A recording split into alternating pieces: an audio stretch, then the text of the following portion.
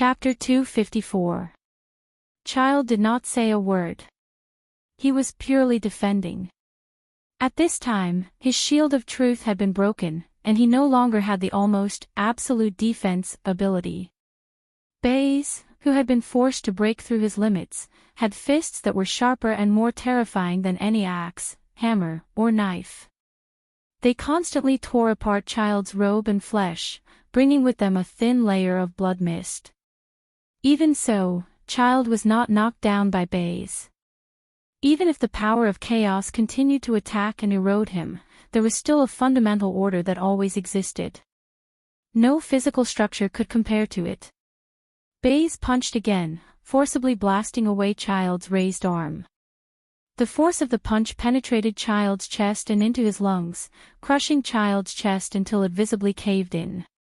Child did not dodge. He used a hand bind and locked Baze's joints. The two of them instantly entered a more dangerous close combat. First, two heads collided with each other. In an instant, both sides were covered in blood. This collision also forced Baze's ferocious teeth back.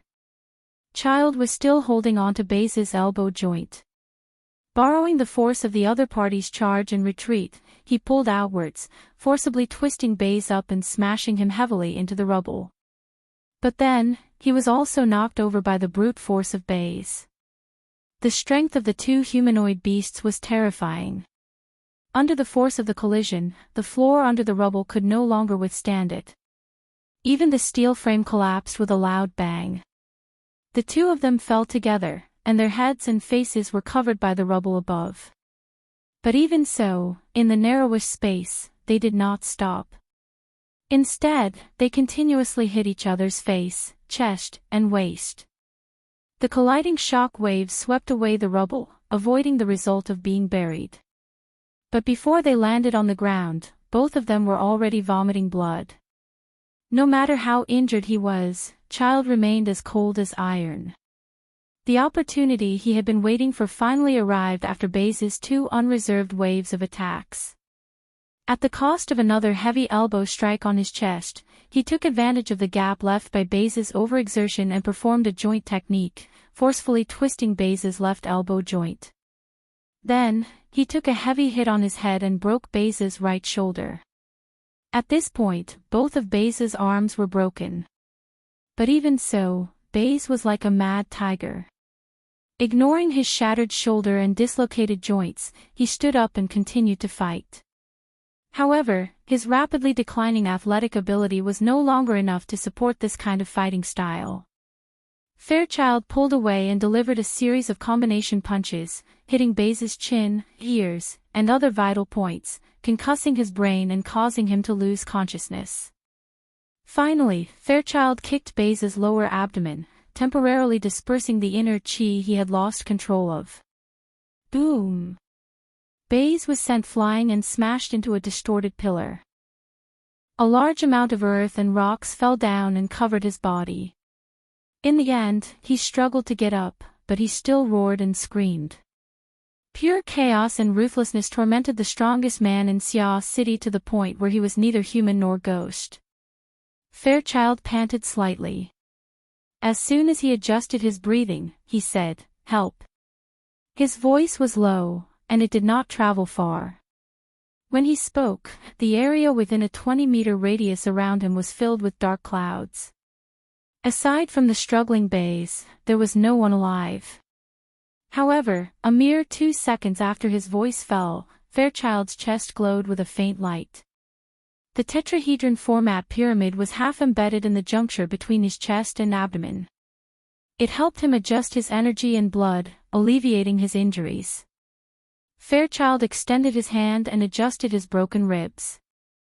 Some of them had already pierced into his internal organs, causing him to bleed. But as a powerful being who was only a step away from becoming an extraordinary, such injuries were far from fatal. After the broken ribs were pulled out and reset, the self-repair function of his internal organs began to display its effect. He retained at least 50 to 60% of his combat strength. Of course, the standard of comparison was in a state without the support of the shield of truth. There's still him. Fairchild extended his hand and pointed at Baze. Are you sure? Luo Nan's consciousness cut in from the mental plane. Fairchild had contacted Luo Nan through the order imprint that Luo Nan had projected earlier. This also showed that Luo Nan's existence in the logic world was no secret to a powerful being like Fairchild. He can still be saved, Fairchild replied calmly. I feel that you can do it. All right. With just a few words, all the pressure had been thrown onto Luo Nan's body. Of course, Fairchild knew that he was not answering Luo Nan's question. He explained, aside from Enwang, the Order of Order has some prospects in Xia City. He and Jing Xiao. You need to preserve some of your vitality. Well, Luo Nan had nearly forgotten that Fairchild was a member of the Order of Justice. Even though he was an executioner of the truth side who was as incompatible as fire and water with the secular side, he was also a fanatical believer of the Order of Justice. It was hard to fathom Fairchild's current feelings in a situation where the Order of Justice had suffered such disastrous casualties. But thinking about it, Fairchild was far from being happy. As for Enwang, Luo Nan did not finish his sentence, but his meaning was very clear. Was this the time to consider preserving some of his vitality? The giant shadow pillar was rising endlessly. And Wang's plans and methods were already as clear as day. The demon behind the scenes was far too powerful. If Wang could truly create a miracle and use the scales of truth and the holy space to control the demon in one fell swoop, then the people of the logic world would probably be purged once more. You're thinking too much, Fairchild responded simply. It's not your turn to interfere in a battle between extraordinaries. This was the standard truth, leaving Luo Nan speechless. He sighed soundlessly and no longer spoke nonsense. He gave Baze the support of the format pyramid. Compared to Fairchild's immediate effect, Baze's situation was not going smoothly. Right now, the inside of the black man's body was a mess. External and internal injuries were secondary. What was truly troublesome was the chaos element that had been forcefully poured into his body. This was a crude replacement. It was as if the chaos essence of the human-faced arachnid had been forcefully stuffed in, replacing all the functions of a human body. The fact that Baze's body did not explode on the spot only proved that Baze's body was tough to an inconceivable degree. It was useless to know the cause of the disease. Baze's chaotic essence had already fused deeply with Baze's after the previous frenzied assault. It was like a cup of water that had been soaked in ink. No matter how clear it was impossible for it to return to its original state. What's more, the amount of ink was greater than the cup of water itself. This was probably what it meant when the disease was beyond cure. Luo Nan switched to clairvoyance mode. He was no longer able to draw out Baze's constellation diagram if he used the life sketch method to observe. He could only draw something closer to the human-faced arachnid's dark clouds and shadows. In a certain sense, the current Baze could no longer be called a human. The chaotic essence of a demon had already deeply replaced Baze's original functions. This person should have died long ago, but he was still alive. Baze's powerful fleshly body and his crumbling internal foundation were mixed together to form this extremely special case. Chapter 255. Luo Nan's mental senses swept Baze inside out. The more he looked, the greater the pressure. The more he looked, the more he did not know what to do. For a time, his mind was filled with resentment toward Enwang. That Enwang. He didn't want to be a person, but he also conveniently tricked his own subordinate. Fine, Enwang did not care about this at all. He was wholeheartedly working on the demon behind the shadows. You can save him. Fairchild repeated similar words. His confidence far exceeded Luo Nan's. How can I save him? Luo Nan did not need to pretend to communicate with Fairchild.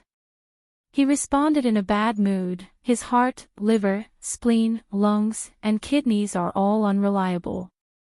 All of his functions are in chaos. They are all for the sake of accumulating the most explosive power. The verbal information suddenly stopped here. The efficiency of the exchange of information on the mental plane far exceeded that of a regular conversation. Fairchild understood Luo Nan's confusion and difficulties. Luo Nan also roughly understood Fairchild's train of thought. He even used more concise and accurate words to express himself. Build an order frame for him and restrain him. Just like that. Fairchild's train of thought was only a general idea. It originated from the feeling of order he received on the mental plane back at Frost River Reality. Now that Luo Nan had added the finishing touch, Fairchild immediately praised, order frame. This description is very good. Of course it was good. Right now, and Wang was doing this. Yes, there was also Luo Nan himself. Through the conflict with Wang on the altar frame, Luo Nan gained a new understanding of many things that were previously fuzzy and unclear. Altar and sacrificial offering represented a kind of order. The essence of demons was indeed chaos, but it was chaos that was controlled by a certain order. There needed to be a large frame above the chaos. Otherwise, it would be chaos that was completely meaningless. The human-faced arachnid was the best example. The Wraith Sign's many successful sacrificial offerings proved that this kind of chaotic existence could be accommodated within a high level of order. This was the only way to explain how a Darksider life form, which acted completely by instinct, could use efficient methods to make correct choices most of the time. The current base was a humanoid demon. Although it was a bit nondescript, there was no difference in essence. It would naturally be extremely difficult to make him return to his human state. However, it seemed feasible to just maintain it. Or even take it a step further. Luo Nan pondered for a moment before saying, if you don't mind this state, you might be able to preserve your life. But this will completely change the foundation. Is there any meaning to it? Fairchild shook his head slightly. He looked down at Baze, who was panting violently. The man's features were twisted from the pain, and his black face was stained with dirt and blood. Even his mouth was no exception. He looked as ferocious as a ghost. Sensing Fairchild's gaze, Baze's half-protruding eyes met Fairchild's. However, his pupils were dilated and no longer focused, making him look even more terrifying. The skin that bore this terrifying and hideous face was rapidly turning gray. The strength of its struggle was getting weaker and weaker, and it was also getting stiffer and stiffer. It looked like the last bit of its life could be extinguished at any time. For living beings, the essence of chaos was infinitely equal to death. On the other hand, if there was life, then its essence might not be pure chaos. There was always a glimmer of hope. Make your move, Fairchild replied. Luo Nan didn't say anything more. The radiance of the format pyramid grew brighter and brighter at Baze's chest. This represented that Luo Nan's order was affecting Baze. However, a simple blessing from the format pyramid was not enough. He still needed a more direct and efficient method. Luo Nan needed some reference, but his consciousness had just walked around the altar frame. Information that came from the depths of the mental plane caused his consciousness to deviate a bit. He was a bit distracted. And Wang's control over the demon behind the scenes seemed to have reached a new level. Ouyang Chen had already been completely driven out of the giant shadow pillar. Ouyang Chen was speeding up his departure from the logic world. Focus. Fairchild warned him. His meaning was clear, don't touch what you shouldn't touch. Don't force yourself. Luo Nan understood Fairchild's meaning. However, the altar frame was entangled on a level like this. It was not something he could do even if he wanted to stay out of it. In reality, as Luo Nan exerted his influence on Baze, his entanglement with Wang floated to the surface once more. Wang did not pay attention to Baze, but Luo Nan had constructed an order frame to deal with the essence of chaos.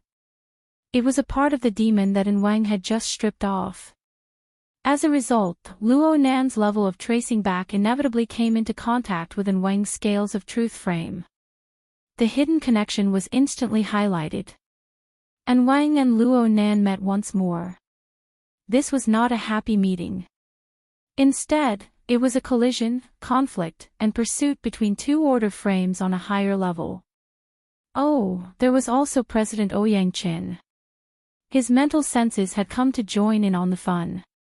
This was the first time Luo Nan clearly sensed the existence of this president, but it soon blurred away.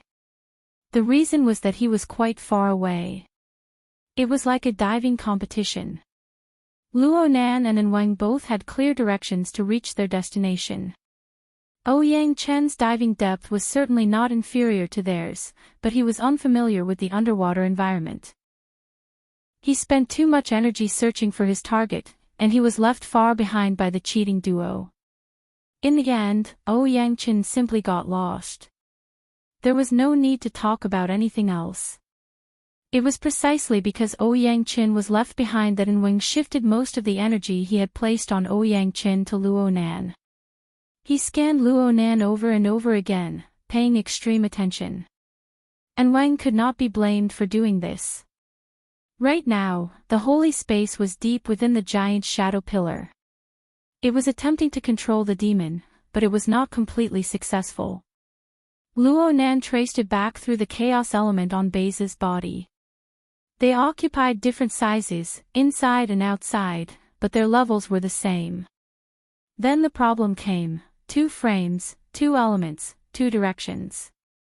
There was only one demon behind the scenes. Who did it listen to? It didn't want to listen to anyone. A restless roar penetrated through countless curtains into the logic world. The berserk power urged the dark clouds of shadow. The vortex seemed to have substance, corroding and tearing apart everything it covered. Dust filled the sky, and the 3 buildings swayed even more violently. Such a reaction allowed Luo Nan to confirm one step further. Perhaps the demon behind the scenes was thousands of times more powerful than the human-faced arachnid, but they were essentially the same goods. This fellow's reaction was practically the same as the burning wraith on the warship a dozen or so days ago, the previous incarnation of the wraith sign. They were both helpless when faced with this situation. The powerful instincts nurtured within their chaos could only be accomplished under a higher plane of order frame. Once this order frame encountered an attack, it would be more delightful to be captured without putting up a fight. Right now, Wang was pursuing the specific hierarchical structure of this order frame. He was simulating and overlapping in order to realize control over the demon. Wang had a clear direction. This was probably a hint given to him by the holy space. But Luo Nan had one as well. Chapter 256.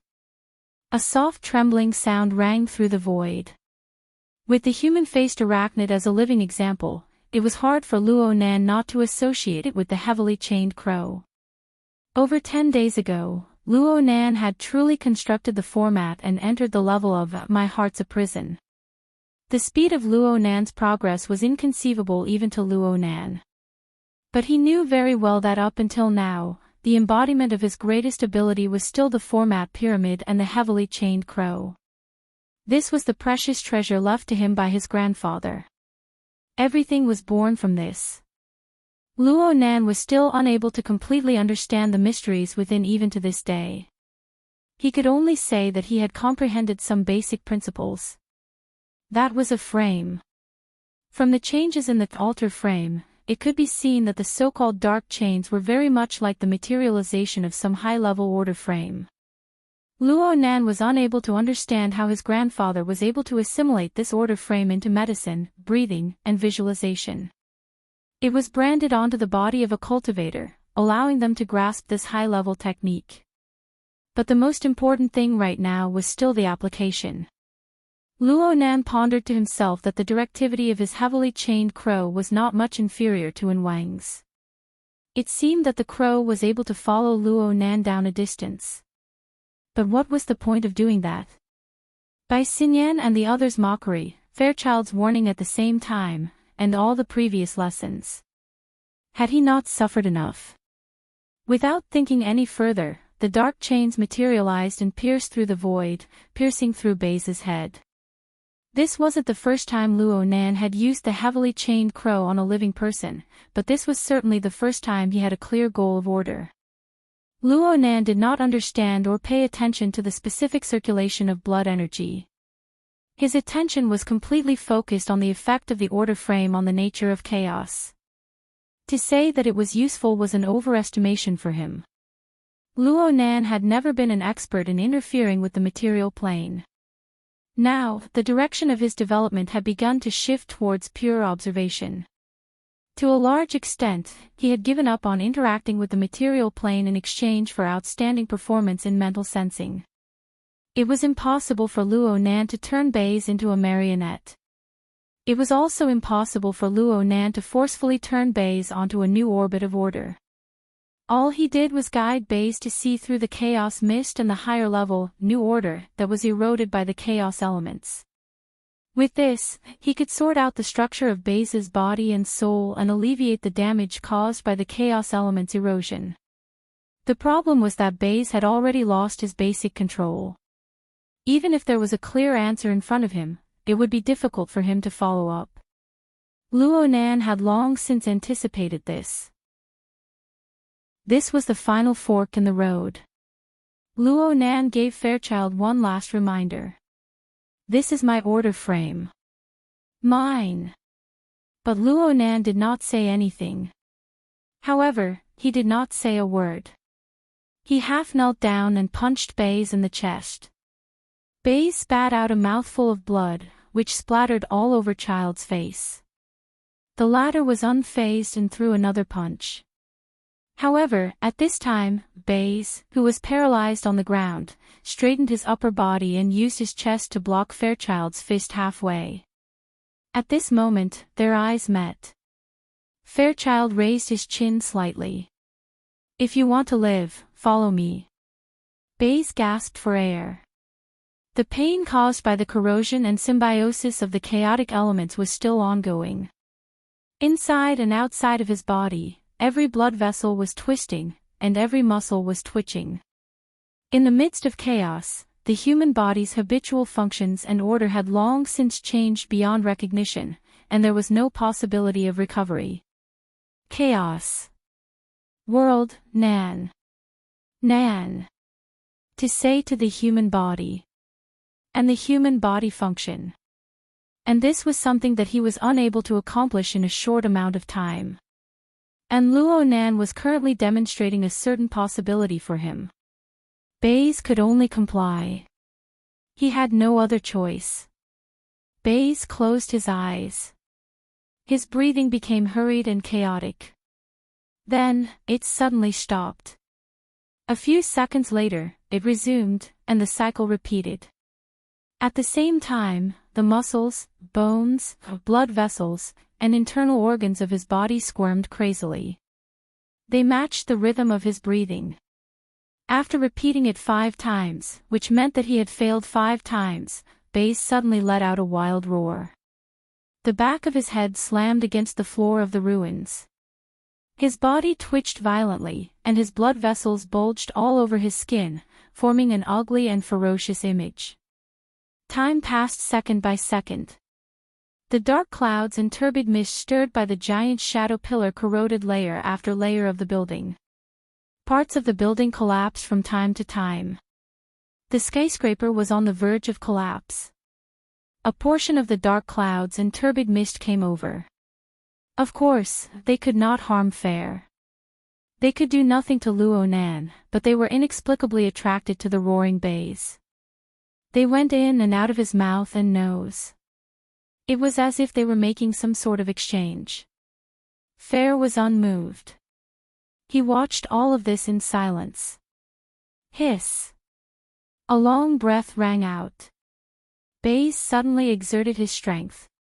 In a short 2 seconds, he actually sucked in all the mist around his body. His painfully struggling body swelled slightly. Then it suddenly froze, and he collapsed back onto the floor. He gasped for breath.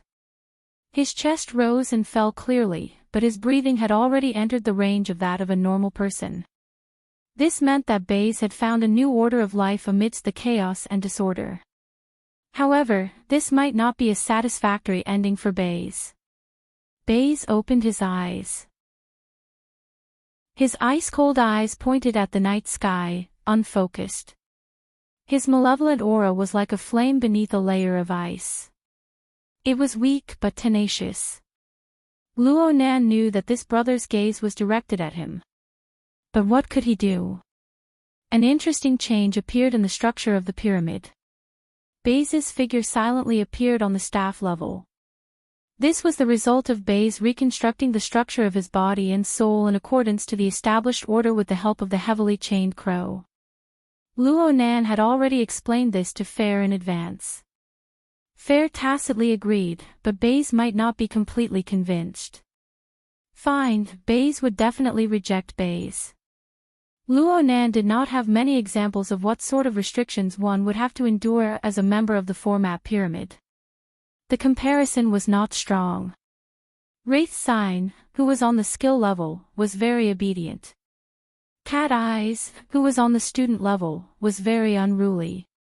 As for Baze, who was on the staff level, the heavily chained crow suddenly trembled violently. Baze's body fiercely twitched amidst the rattling vibrations. Deep within the structure of his body and soul, a hook that had long since been warped and deformed shattered. In an instant, an obscure fluctuation penetrated through the air. Luo Nan was startled and shocked. He cried out in his mind, but before he could react, Wang's telepathic thoughts were like a long sword drawn from a furnace. They sliced through the air, bringing with them an intense burning pain. That hook was certainly the method Wang used to control ablatum knights like Baze. Even though Baze had been abandoned by Wang, it was hard to avoid alarming Wang when this sort of change occurred. However, the reason for Wang's intense reaction was not as simple as losing Baze. Luo Nan had realized his control over Baze. He had erected a restraining order on top of Baze's chaotic essence. In a certain sense, this was tantamount to controlling a portion of the power of the demon behind the scenes, even if it was a portion that had been abandoned. This was just like Wang trying to control a continent. He had turned the sky and earth upside down, but he had yet to obtain any results. But Luo Nan, who was next to Wang, had first taken control of a small island that had separated from the main body of the continent due to a volcanic earthquake. This was probably what it felt like. Metaphors could describe reality, but in the end, they could not replace reality. Luo Nan and Wang did not have the relationship of an island and a continent. There was no vast ocean between them. There was only an indescribable distance of sensing. It was too dangerous. If Luo Nan was Wang, he would probably think the same. Plus, there was another element that seeped in. Chapter 257. Luo Nan was used to hearing the sound of the heavily chained crow trembling. Of course, that was to himself. How could there be any sound on the mental plane? All there was the corresponding energy and information. In the past, the heavily chained crow spent most of its time hidden in the deepest depths of the mental plane. It was only known to outsiders for a limited period of time. But right now, Wang's depth on the mental plane was not inferior to Luo Nan's. He could clearly sense the relevant energy and information. Yes, Wang had certainly heard it. There was Baze in front, and there was vibrations behind. It was unknown how Wang understood this series of changes. But it was certain that Wang was paying close attention to this. He even temporarily stopped controlling the demon. The heart of the cocoon of light in the holy space was shockingly quiet at this moment. All movements had stopped. Correspondingly, Wang's telepathic thoughts chopped toward Luo Nan once more. Even Child next to him could feel the scorching sensation of the red-hot longsword, let alone Luo Nan himself. Withdraw your senses. Don't provoke him. Child's judgment made Luo Nan speechless. But soon, Child realized his mistake. He furrowed his brows and cast his gaze in the direction of the giant shadow pillar. And Wang's movements were unfathomable. As for the demon, it was admittedly quite manic, but the chaotic energy and information it brought could be viewed as background noise. It could be easily filtered out. Because of this, the energy and information in this warped deep space instantly became much more refreshing. For a time, all that was left was the faint sound of the heavily chained crow. It grew clearer and clearer, louder and louder. Luonan felt a bit of pressure in his heart. He discovered that the source of the energy and information that resonated with the chains did not seem to be him alone. The shaking of the heavily chained crow gave rise to echoes in this warped deep space. The transmission of energy and information was certainly not in the form of sound waves. It was far too indiscernible. If one really wanted to find the source, one could only analyze it layer by layer to search for clues and determine the direction. Presumably, Wang had discovered this point, which was why he stopped his actions to reduce the interference. But no matter how much interference there was, it was too difficult for Luonan. His analytical ability was far from this level, so he was at a loss for a time. Hold on. Idiot. Luonan cursed to himself. His brain had become stiff from the series of unforeseen events. Actually, he didn't need to go through all this trouble. The crucial information could be completely seen from the heavily chained crow. His attention returned to the heavily chained crow. In just a few short seconds, a string in his heart was forcefully plucked. The judgment of the so-called echo, just now was torn apart. The sound in the deep space was not an echo, but a resonance. Using this concept of physics, the current state of the heavily chained crow could be described as being at the same frequency as something else. One side affected the other side, and the other side affected the other side. The originally minuscule amplitude suddenly expanded. Of course, it made it impossible for the heavily chained crow to hide, but it also made an even more obscure existence in the depths of space appear. Hua la la. Roar. The second half was the roar of a demon. Ever since the sound of the chains reverberated on this plane, this powerful demon had become extremely irritable. The power that was about to withdraw from the logic world swept out as a form of venting. The high floors of the building collapsed one after another wherever it passed. Rubble flew everywhere. Spectators like Fairchild, Bays, and Jingxiao had to dodge in a hurry to avoid being caught in the crossfire. Of course, the demon's attack involved the mental plane. The corresponding sweep was extremely powerful. If it was possible, it would certainly crush the few little fleas inside and outside of its own domain to death. Then it would chew and swallow them. However, it was not easy to accomplish this. The current Luonan was no longer the fledgling who would tremble with fear when facing the human-faced arachnid siege hammer. Right now, his sensing method of pure observation manifested a marvelous advantage. This completely effortless method allowed Luonan's mental senses to melt into the air. It was formless and incorporeal, but it was everywhere. Under the storm-like mental attack, Luonan's mental senses might distort for a moment, but the recoil force he received was extremely small. It didn't even hurt or itch. Under these circumstances, it did not matter whether the buildings of the logic world survived or not. To put it bluntly, it was nothing more than a silhouette that intervened between the void and reality. The limit of the logic world's endurance was the major problem. As the demon's power continued to bombard the world, a clear tremor appeared in the night sky. Corresponding ripples appeared frequently, warping and turbulent. The world was on the verge of collapse. Fairchild and Bays were both nimble people when the skyscraper collapsed.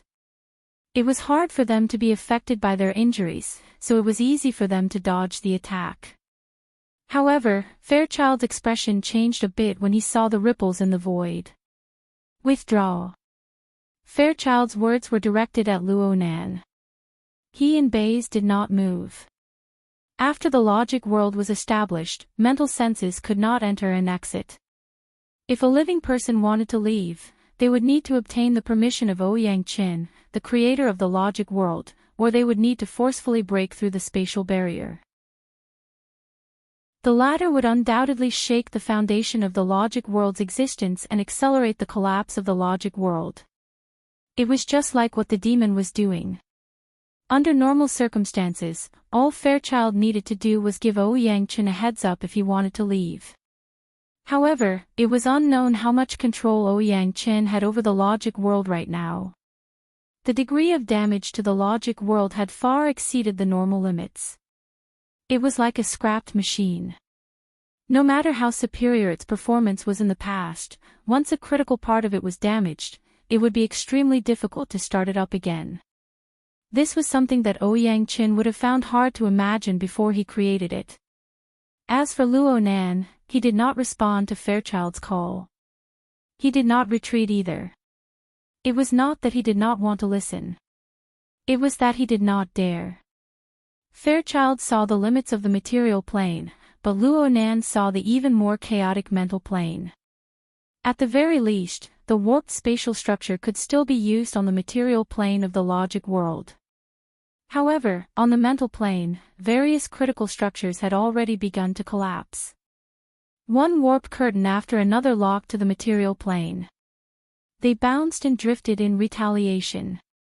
They intertwined with each other, turning the mental plane, especially the deep regions, into a mess. Luo Nan really did not dare to rashly charge in. From the results of his clairvoyance, the stability of the logic world had suffered irreversible damage after the demon's attack. The curtain structure of the mental plane had completely degenerated into a labyrinth trap. It was like hundreds and thousands of tape measures had been stretched out and woven into bizarre loops. If a soul body were to enter and exit, a single mishap would cause him to be lost in the endless depths of space. Even if he came out alive, only the heavens knew where he would be thrown to. A few dozen kilometers or 100 kilometers was fine, but what if it was 1,000 kilometers or 10,000 kilometers? The bottom of the ocean. The boundless space. Chapter 258. In the warped deep space, the energy and information radiated by the deformed structure of the logic world. If forcefully analyzed, it would be equivalent to the sound of snapping. The situation on the mental plane grew more and more complicated. Luo Nan did not listen to Fairchild's suggestion and quickly left, but he intercepted the extension of his mental senses. He did not go deeper and attempted to retract it. It was only now that he realized that the demon's venting was actually an opportunity to escape. After the structure of the logic world collapsed, the plane it was on became a curtain that had already been unhooked. It was a rapidly retracted tape measure. It severed its connection with the logic world and headed into deep space. In this way, An Wang, who had been paying close attention to Luo Nan, had no choice but to make a choice.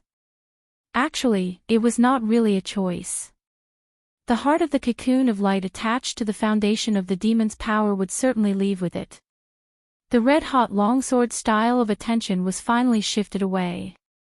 Luo Nan's mind involuntarily relaxed, but he soon discovered that he had relaxed too early.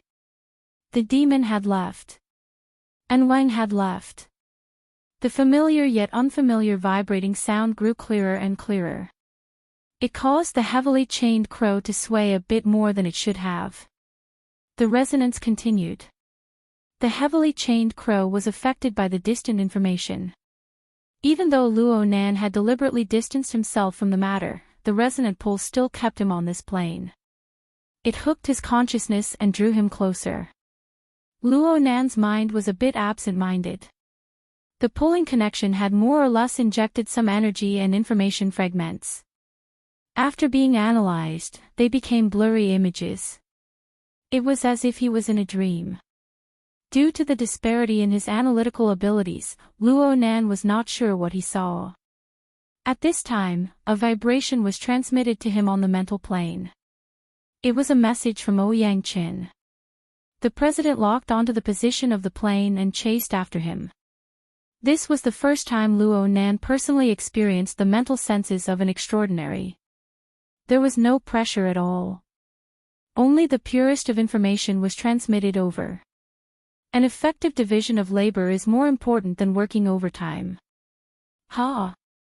Before Luo Nan could truly understand what was going on, his mind was shaken. He felt an astonishing storm set off on the mental plane. A powerful force, coming from an unknown source, swept over with a rumble. The great wind blew, and the light swayed. The range and level it covered was extremely vast. The star river scene drawn by Luo Nan instantly turned blurry. The sudden assault of the storm should have affected Luo Nan a step further, but Ouyang Chen's intent was here. An invisible protective wall was erected, blocking the follow-up attack. The problem was that under the influence of this, the mental plane, which was not peaceful in the first place, became even more chaotic. Curtains and tape measures flew everywhere. The specific location of the demon and Enwang was immediately drowned in the chaotic flow of information. It was difficult to grasp. This was a cover. Luo Nan immediately made a preliminary judgment. This sudden storm had come far too coincidentally. It was hard for one not to suspect the intentions behind it. Who did it? Did the Order of Justice still have hidden experts in Xia City? Guild Master. They should be here soon. Luo Nan's thoughts were completely known to Ouyang Chen through communication on the mental plane. Ouyang Chen didn't even have the basic fluctuations in his emotions. He gave Luo Nan an evaluation of the sudden change in the situation, then he gave Luo Nan some background information. And Wang, the target he's trying to control, holds a very important secret. Many people and powers are interested in it. I think it's necessary for the association to seize the initiative. If we can lock onto that demon's position, that would be the best. Luo Nan was speechless.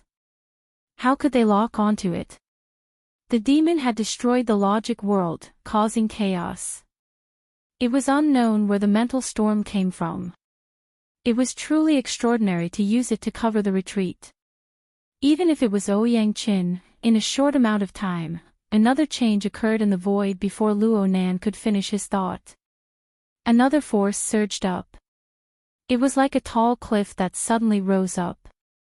It suppressed the void, blocking the mental storm that filled the air in the distance. The chaotic situation on the mental plane inexplicably eased up quite a bit in this moment of absent-mindedness. This sort of suppressive ability to go from motion to stillness was much more brilliant than pure destruction. But for some reason, there was a feeling of danger as it suppressed here. It wasn't that it was unstable. Instead, there was an even more powerful and active essence within its majesty. Luo Nan had plenty of experience with mental senses, but this was the first time he had seen the spirit of, I am not the mountain comes and I will. In comparison, Fairchild was far too pure, and Ouyang Chen was calm and low-key from beginning to end. Their characteristics were not as distinct and unforgettable as this person. Who was this person? It looked like he was on their side. Why didn't he make a move when the situation was better just now? Luo Nan muttered to himself, but Ouyang Chen was not the least bit surprised. He just transmitted a new thought over. I was thrown too far just now. I don't have enough strength to lock onto the demon's position. I need you to help me confirm. Ouyang Chen magnanimously admitted that Luo Nan was more outstanding than him in terms of tracking and sensing on the mental plane. Ouyang Chen admitted it, but Luo Nan found it a bit hard to accept. I didn't lock onto it. The only thing Luo Nan could confirm right now was that the demon's position was in the extreme depths of the mental plane. The construction of the logic world distorted the curtain, causing it to approach the material plane. This gave the demon the opportunity to appear. Right now, the structure of the logic world had collapsed, and the curtain had returned to its original position. This was the time of upheaval, and they interacted with each other. It was simply like the scattered pages of a book dancing in the gale. The difficulty of finding the demon and enrich right now was equivalent to locking onto a page of a book and searching for a single stroke error amidst the densely packed words. Just thinking about this project made Luo Nan feel a chill run down his back. He didn't have a back to chill for the time being. Yang Qin was very clear about the difficulty of this matter. He had no intention of pressuring Luo Nan. A general direction is fine. You can combine it with this diagram. It was still pure information that cut in, but this time the amount was much greater. It made Luo Nan a bit dizzy. The information that seeped in was just as Yang Qin said. It was similar to an image, but it was far too complex. A one-way view and a three-dimensional diagram were no longer able to represent it. After the analysis was done, it was like Luo Nan was stuffed into an immersion device, allowing him to personally experience the complexity and richness of the image. This was the benefit of communicating on the mental plane. Luo Nan soon understood that this was the structural design diagram of the logic world. After combing out the general outline, Luo Nan felt at first glance that the structural model of the logic world was like a thick sponge cushion. It surrounded everything in all directions. There were 3 to 4 layers stacked inside and outside, and then they pressed down together from the outermost layer. Luo Nan could represent the material plane, while the sponge cushion represented the mental plane. The higher levels of the mental plane exerted force, forcefully distorting the overlapping layers of structure. This caused the extremely distant mental plane to tear apart the barrier in the middle, directly interfering with the material plane. That was probably how it was. Luo Nan finally understood the basic method of constructing the logic world. Of course, it was absolutely not easy to accomplish this. It was impossible to do without the power of an extraordinary. Plus, how many layers of sponge cushions? Was there a problem with the thickness? Luo Nan could sense that the mental plane was also a multi-layered structure, but the description of 1,000 layers of curtains should be more accurate. The deeper he went into the mental plane, the more intense this feeling became. Either the layers overlapped, or they floated here and there. Oh, it should be a simplified model. How could the difficulty of calculating the deformation of just 3 to 5 layers be the same as calculating the deformation of hundreds to thousands of layers? Even if Yang Qin could calculate it, Luo Nan probably wouldn't be able to receive it. Luo Nan found a reasonable explanation, and his mind calmed down quite a bit. Since he was going to start with this model, the slightest difference would lead to a deviation of 1,000 miles. There was no hope for precision. He thought for a bit and drew a circle with his mind on this image. This was the area he felt was the most suitable. With this circle, he felt that there were at least 100 curtains that needed to be sorted out and confirmed. If the target curtains just happened to flutter a bit during this period of time, wasting all his previous efforts would be the only outcome. After drawing the circle, Luo Nan felt more and more unreliable. However, Yang Qin was quite satisfied with Luo Nan's answer. The direction is very convincing. We can give it a try. If it doesn't work, then we can study it again. But just as the thought arose, the turbulence on the mental plane, which had already subsided somewhat, suddenly became intense once more. The one who had provided cover for Enrich had repeatedly attacked the suppression cliff to no avail. He switched to a different method. He began to jump back and forth in various areas of the mental plane. Sometimes, he even touched upon the material plane. He stirred the clouds and gave rise to waves. He directly affected the existence of the logic world. Everyone could see that the complete collapse of the logic world was only a matter of time. Yang Qin did not say anything else. He did not consult Luo Nan for his opinion either. He changed the portion of power that protected Luo Nan's mental senses a bit, sending the mental senses of this publicly acknowledged troublemaker out of the logic world. By the time Luo Nan came back to his senses, his soul body was floating outside the conjoined buildings of the real world. The main body of Frost River reality, which had been smashed to pieces in the logic world, was still safely and unscathed within the darkness. On the other hand, Luo Nan's Star River diagram was growing more and more chaotic. It was only at this time that Luo Nan discovered that the clash between the two powerful individuals was not limited to the logic world. Their powers possessed astonishing penetrative power and stability. They forcefully broke through the barriers of the logic world and transmitted their attacks to this plane. Even though Luo Nan's mental senses were completely powerless, the construction of his life sketches was truly affected. The pressure increased greatly. Luo Nan did not need to think too much. He began to rapidly shrink the range of his senses. From his perspective, this was something that could be done with a single thought. But soon, he felt that something was wrong. The Star River diagram was a combination of life sketches. It was equivalent to a drawing that Luo Nan had personally drawn. This thing could not be withdrawn or deleted just because he wanted to. The corresponding information had already been deeply engraved in his mind. It had a real and tangible effect on Luo Nan.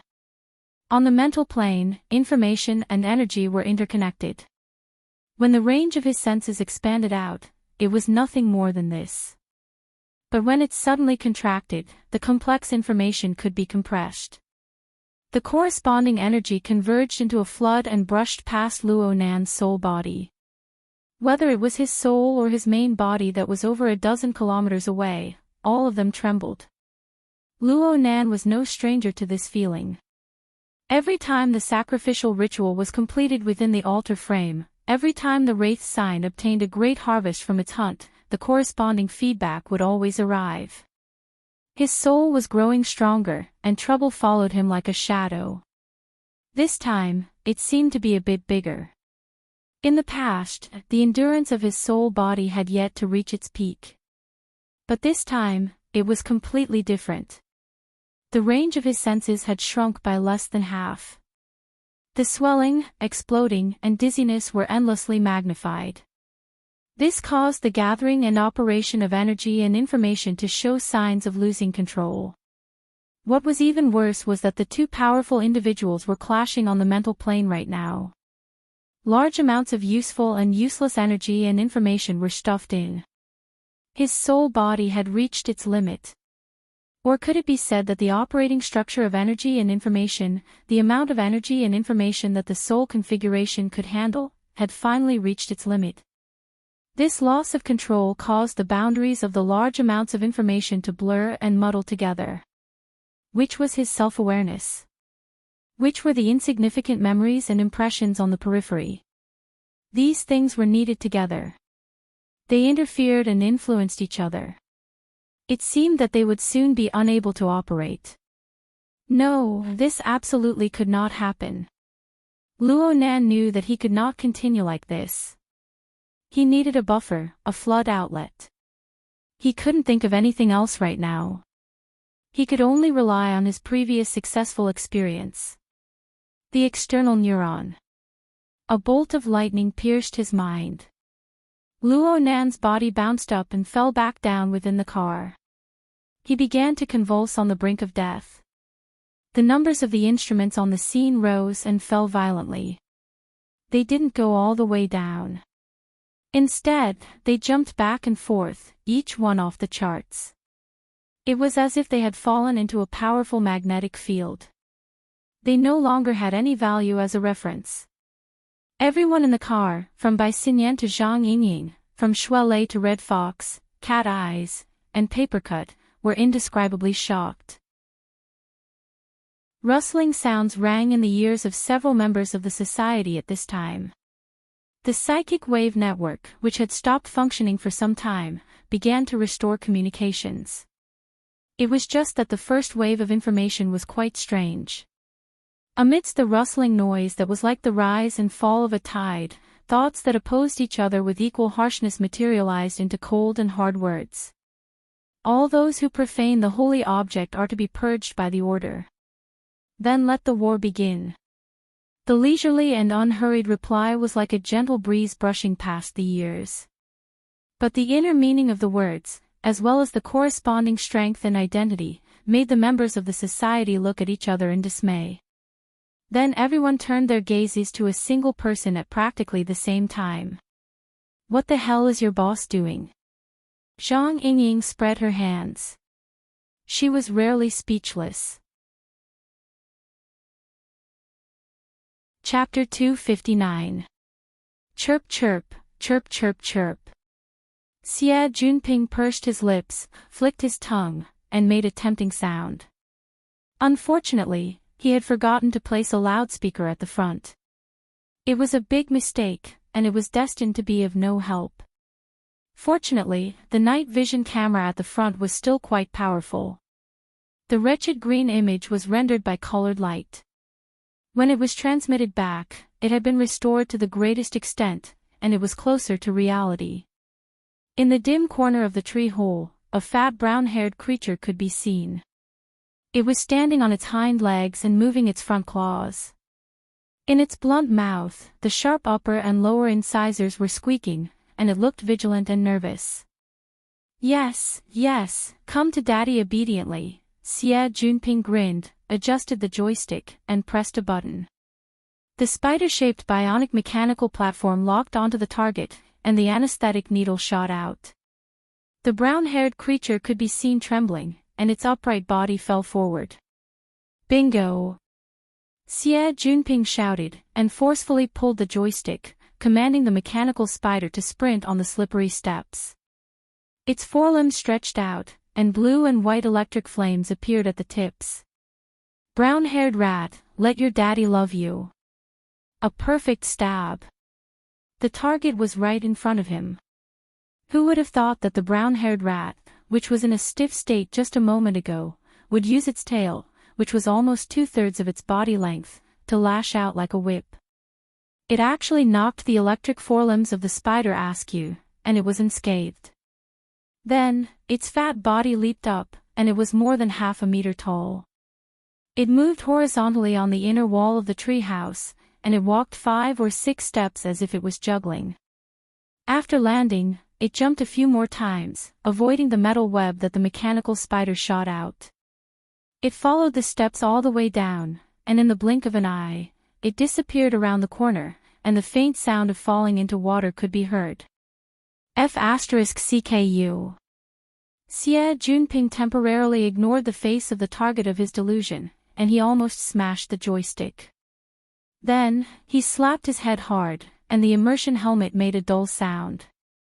There was no time to be too upset. He called out, "Underwater view," and soon the scene in front of him changed into an even more murky and dark underwater area. The visual mode had already been adjusted. Thanks to the high-end underwater camera, the scene here was restored quite well. The bloody light of the setting sun pierced through the jungle and spread out in the shallow waters. Waves occasionally swept past, and huge black fish swam past. It was full of vitality, as if he could touch it with his hand. It was as if he had personally entered the water. Xie Junping did not have the leisure to admire the underwater scenery. He pushed the joystick forward, and the silent motor started. The military mini unmanned submarine that he had bought with a lot of money leapt out like a barracuda. The meaningless venting of his emotions made him lose the best opportunity. The brown-haired rat that had dived out from beneath the sandbar had leaped under the front of the mini-submarine. Its underwater speed was surprisingly fast. Xie Junping didn't say anything else. He gritted his teeth and activated the fire control system. Who knew that the target would swing its long tail and crash into the thick layer of mud underwater, stirring up a large amount of black mud and forcibly escaping from the lock of the fire control system. At this time, the mechanical spider that had entered automatic mode also crashed into the water. This thing was amphibious. Even if it couldn't float, it could still step on the mud at the bottom of the water to chase. This seems to be more effective. Xie Junping frantically tried to change the control mode, but how could he make it in time? In the end, he simply gritted his teeth and said, "Telekinesis mode." He immediately controlled the simpler mini-submarine and entered telekinesis mode. Combined with the automatic cruise function, it shuttled back and forth in the water. Xie Junping, on the other hand, endured the dizziness and strain of multitasking and controlled the mechanical spider to chase all the way. In the small lake in the swamp, muddy water flowed everywhere. The fish and prawns in the water and the birds and beasts on the lake were all alarmed. It was a mess. 5 minutes later, Xie Junping roared and smashed the joystick in his hand. Oh my God! Hu Huaying, who was coming in from the work elevator, saw a black shadow coming straight at his head. Fortunately, he reacted quickly and dodged to the side. The unidentified flying object brushed past his ear and heavily smashed into the inner wall of the elevator behind him. When he heard the explosion, his scalp went numb. He opened his mouth and wanted to curse, but he saw Xie Junping's helmet on top of his head. He was flustered and exasperated, but he almost twisted his neck because of his excessive emotions. Hu Huaying rolled his eyes and stopped cursing. But he didn't help either. He crossed his arms and watched Xie Junping torment himself. After Xie Junping took off his helmet and other peripherals, he mocked, "Brother Ping, you're getting more and more stingy. It's not a good time to go to Frost River Reality. Just a full set of equipment. A joystick is nothing. I'm not playing games. Full set of equipment my ass. What do you play if not games? You don't understand." Xie Junping wanted to say something but hesitated. In the end, he just waved his hand. He looked helpless, but the flames that burned in his eyes did not weaken in the slightest. He took a few deep breaths and adjusted his emotions.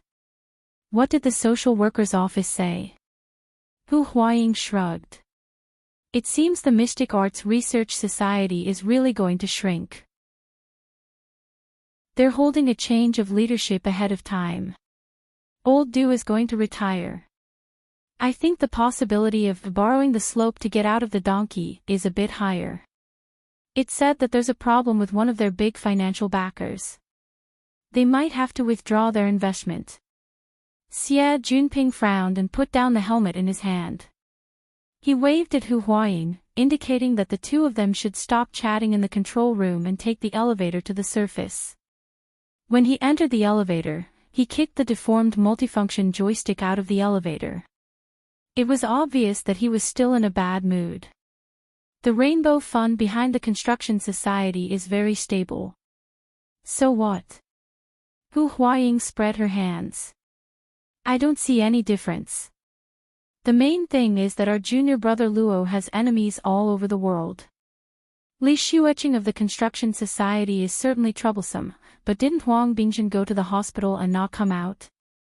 Those grandsons of the Divine Research Society are rolling up their sleeves and getting ready to demand justice. From what I see, it doesn't matter who takes over, it's all the same. What does junior brother Luo think? Xie Junping did not immediately answer. The elevator door opened and the two arrived at the tea house on the 3rd floor of Gear. Xie Junping randomly found a recliner and laid his body on it. He lay there paralyzed, looking up at the sky and sighing. The setting sun shone down, sending the last remnants of the day's warmth into the room.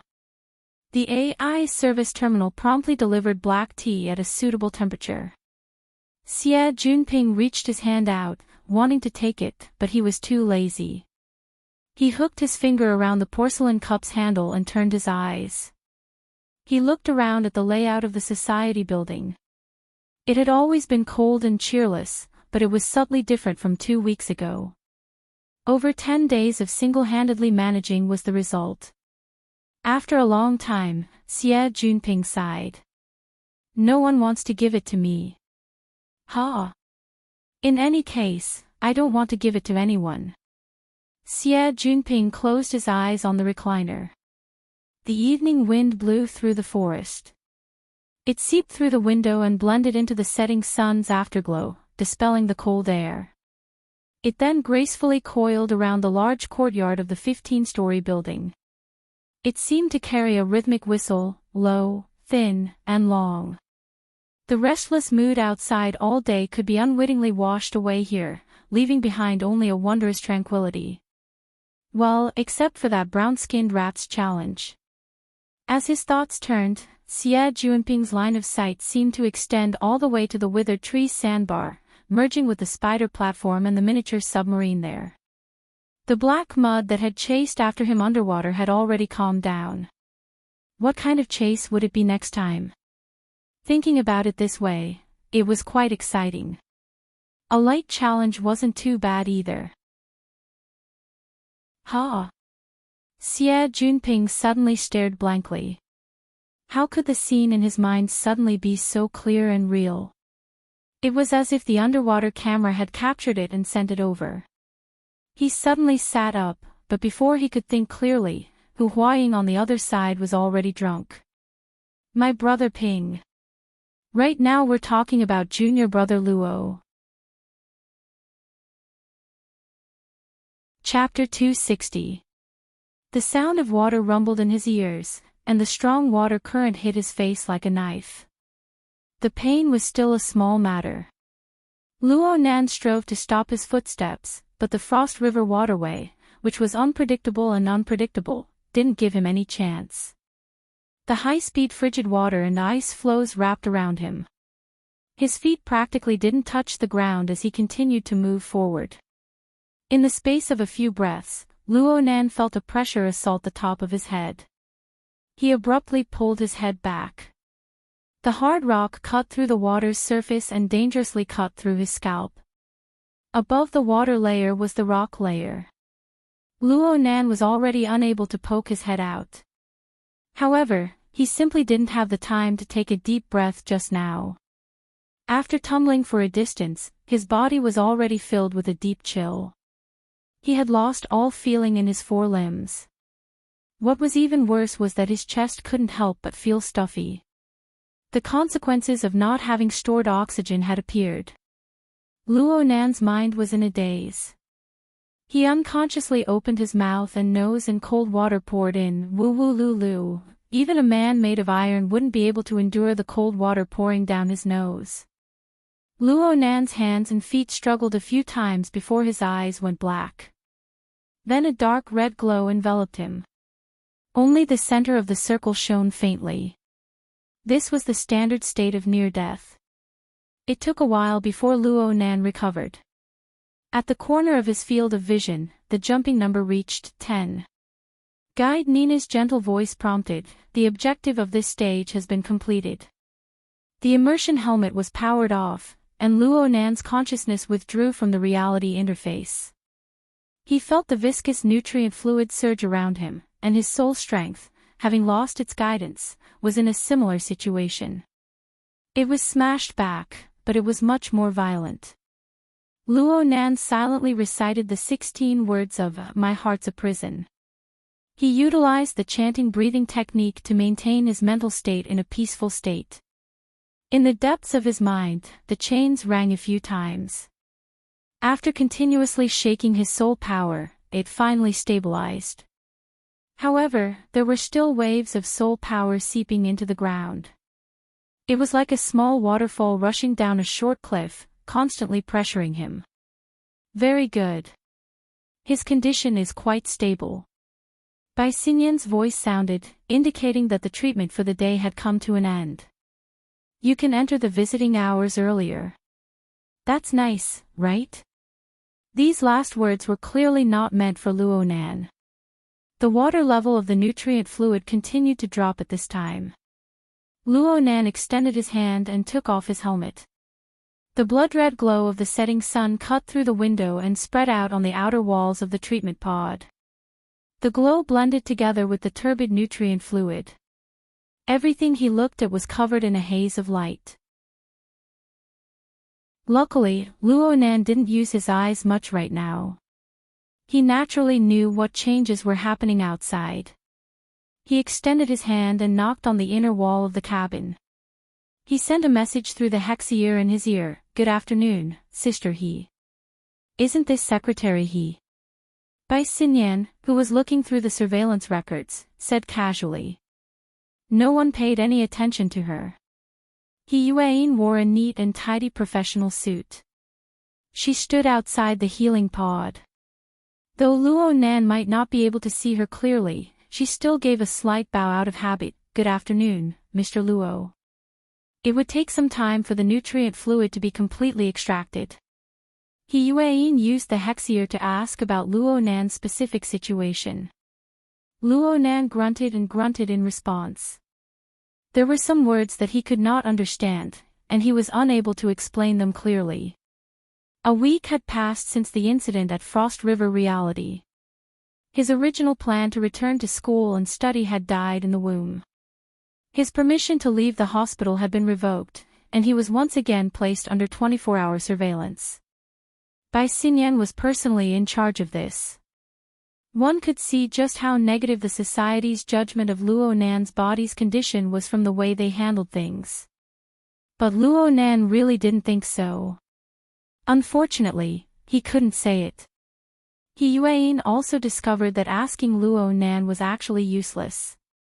In the end, she still needed to find a professional. She looked at Bai Xinyan. Bai Xinyan casually tapped the flexible screen interface. The gain value hovers between -17 and -25.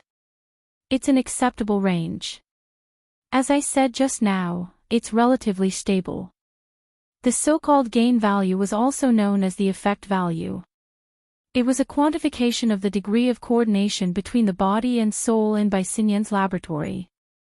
Generally speaking, it reflected the way, structure, and degree of mutual interference between the mental and material planes were good or bad. A positive value represented a positive gain and a positive effect. A negative value represented a negative effect. A zero value represented no gain and no decrease. Looking at this standard, the higher the gain value, the better. It was normal for a normal ability user to gain or lose 1 or 2 points under normal circumstances. It was more obvious when it went over 10 points. Luo Nan's gain value was negative, and it broke through 20 points. It was certainly a more serious type. But at this level, a normal person's state would be like an avalanche. He could still fluctuate up and down. He was indeed relatively stable. How stable is he? There aren't any particularly intense mood changes. As long as he doesn't do any intense exercise, he should have no problems living a normal life as a sickly invalid. Actually, there's no point in looking around. Moderate exercise, moderate rest, and maintaining a good mood are more important than anything else. I can't stop a beauty from rolling in the sheets, right? It's fine as long as you're happy.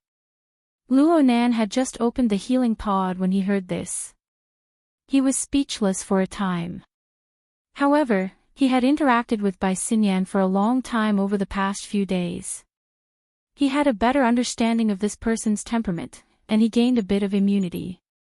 He just pretended not to hear and lowered his head to find clothes to wear.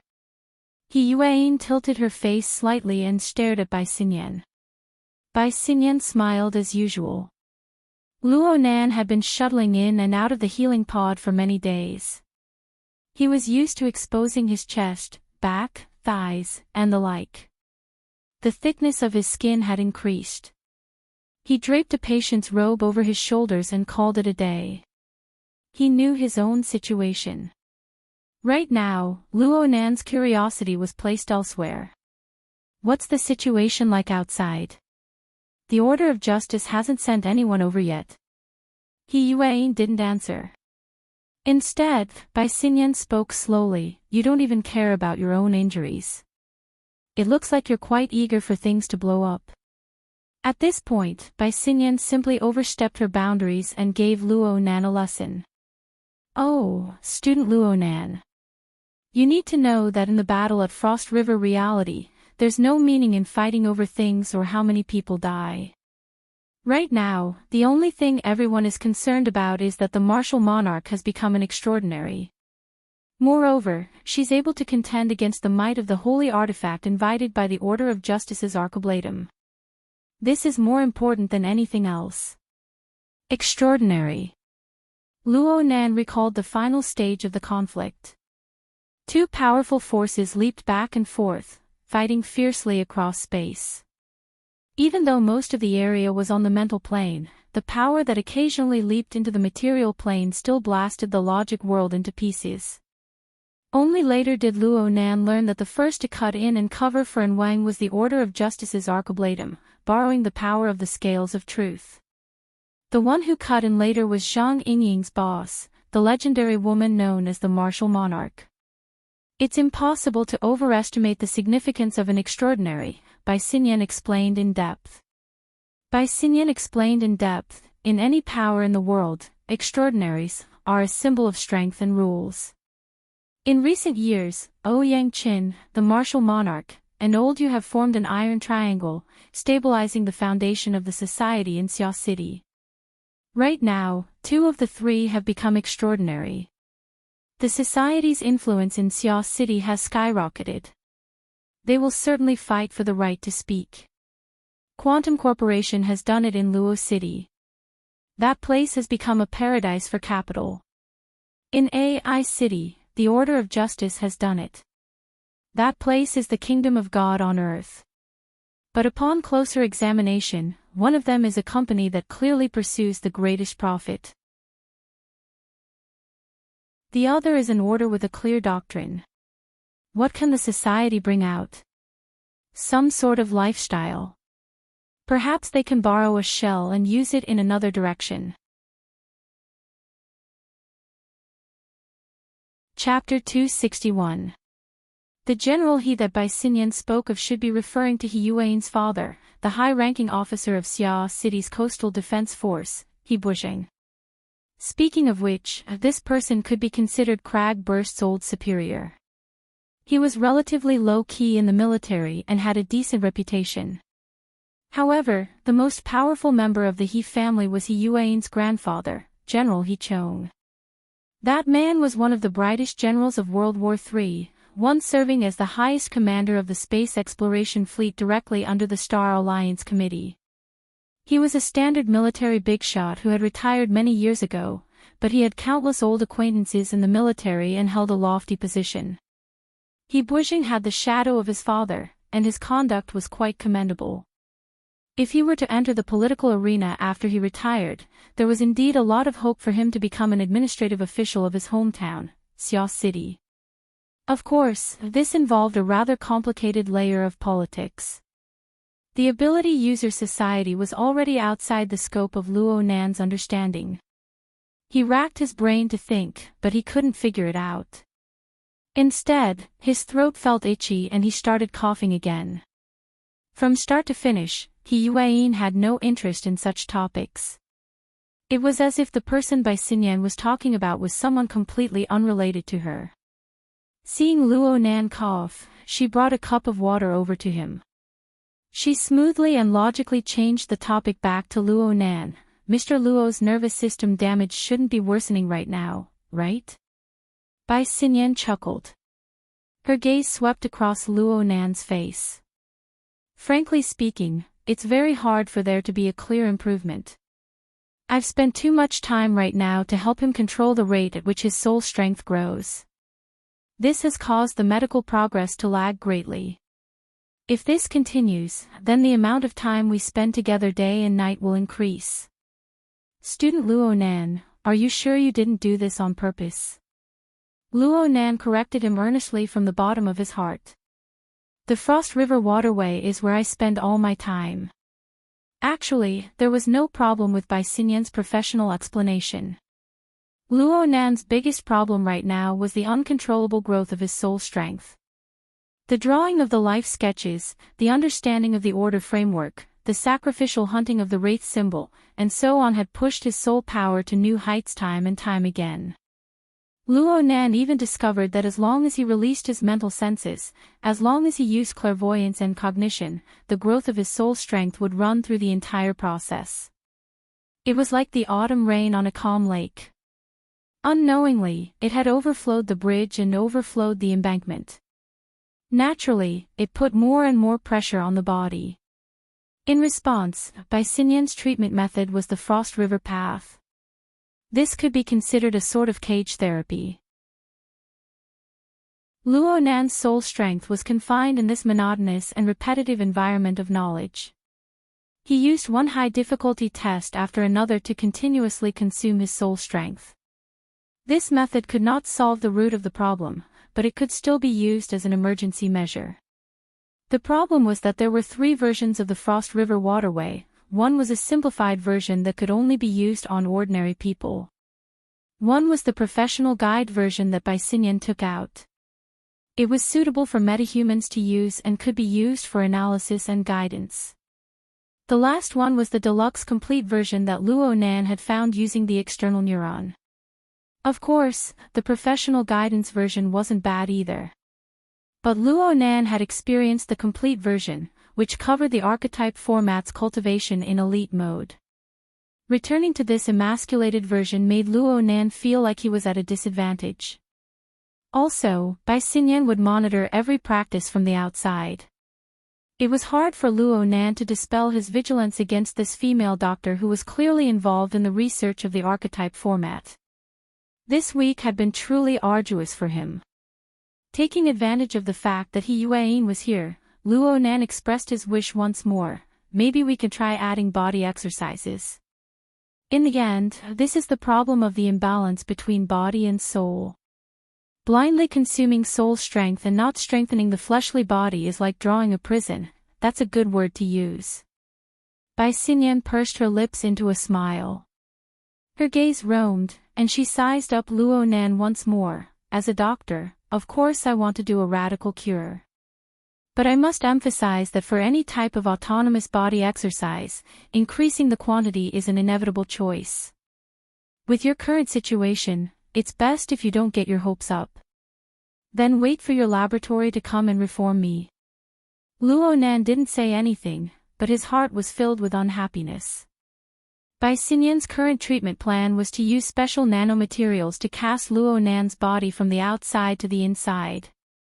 It was said that the basic method was to use special nanomaterials to cast the relevant neurons and internal organs. This would rapidly increase the endurance of the fleshly body while repairing the damage. In the past, Luo Nan wouldn't have been particularly opposed to this restoration plan. After all, Baisinyan's Clay Laboratory was a top-notch research organization for the restoration and strengthening of the nervous system. Her instructor was the person in charge of the laboratory, Dr. Clay. He was the leading authority on this project. But ever since the incident at Frost River Reality, Luo Nan became more and more wary of Baisinyan. He really didn't want to put his life on the line for this laboratory that might have an unclear relationship with Quantum Corporation. Especially with the growth of Luo Nan's soul strength, the transformation ratio in the plan grew larger and larger. It was no longer in the scope of simple nerve restoration. Even Octopus, who was in charge of contacting Dr. Clay, was a bit unsure. Luo Nan's thoughts weren't hidden deep enough. Baisinyan saw through him with a glance. It's not rare for a patient to reject a doctor's treatment plan.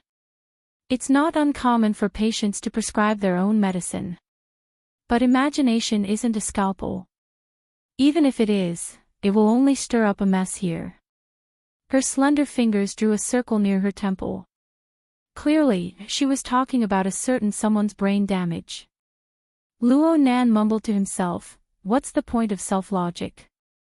Oh, student Luo Nan wants to discuss the principles of treatment for ability users. In terms of professional knowledge, even 10 Luo Nans tied together were no match for Baisinyan. Naturally, Luo Nan wouldn't argue with her. He could only lower his head in silence. Yuan opened her mouth to speak. Before Dr. Clay arrived and confirmed the treatment plan, Mr. Luo's situation had always been variable. A week ago, we probably wouldn't have imagined that things would turn out like this. Baisinyan raised her eyebrows. That's true. Luo Nan gaped. He couldn't tell whether Yuan was helping him out of his predicament or if she was stabbing him in the back. Yuan didn't give him too much time to think. She spoke directly to him. Mr. Luo, I'm very happy to see that your state has stabilized.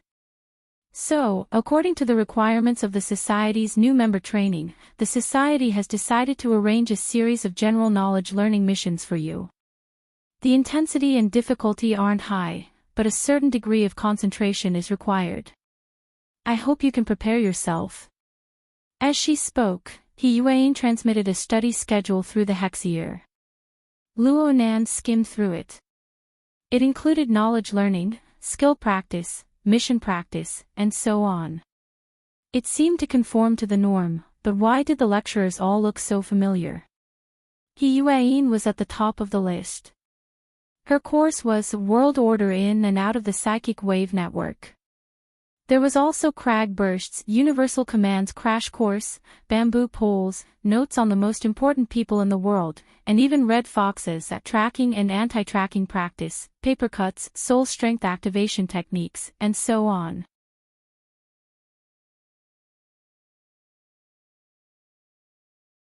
Embarrassed, he blurted out, "I'm going to take a bath."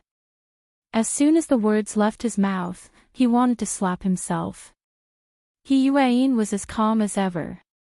She said softly, "Your wariness is too obvious."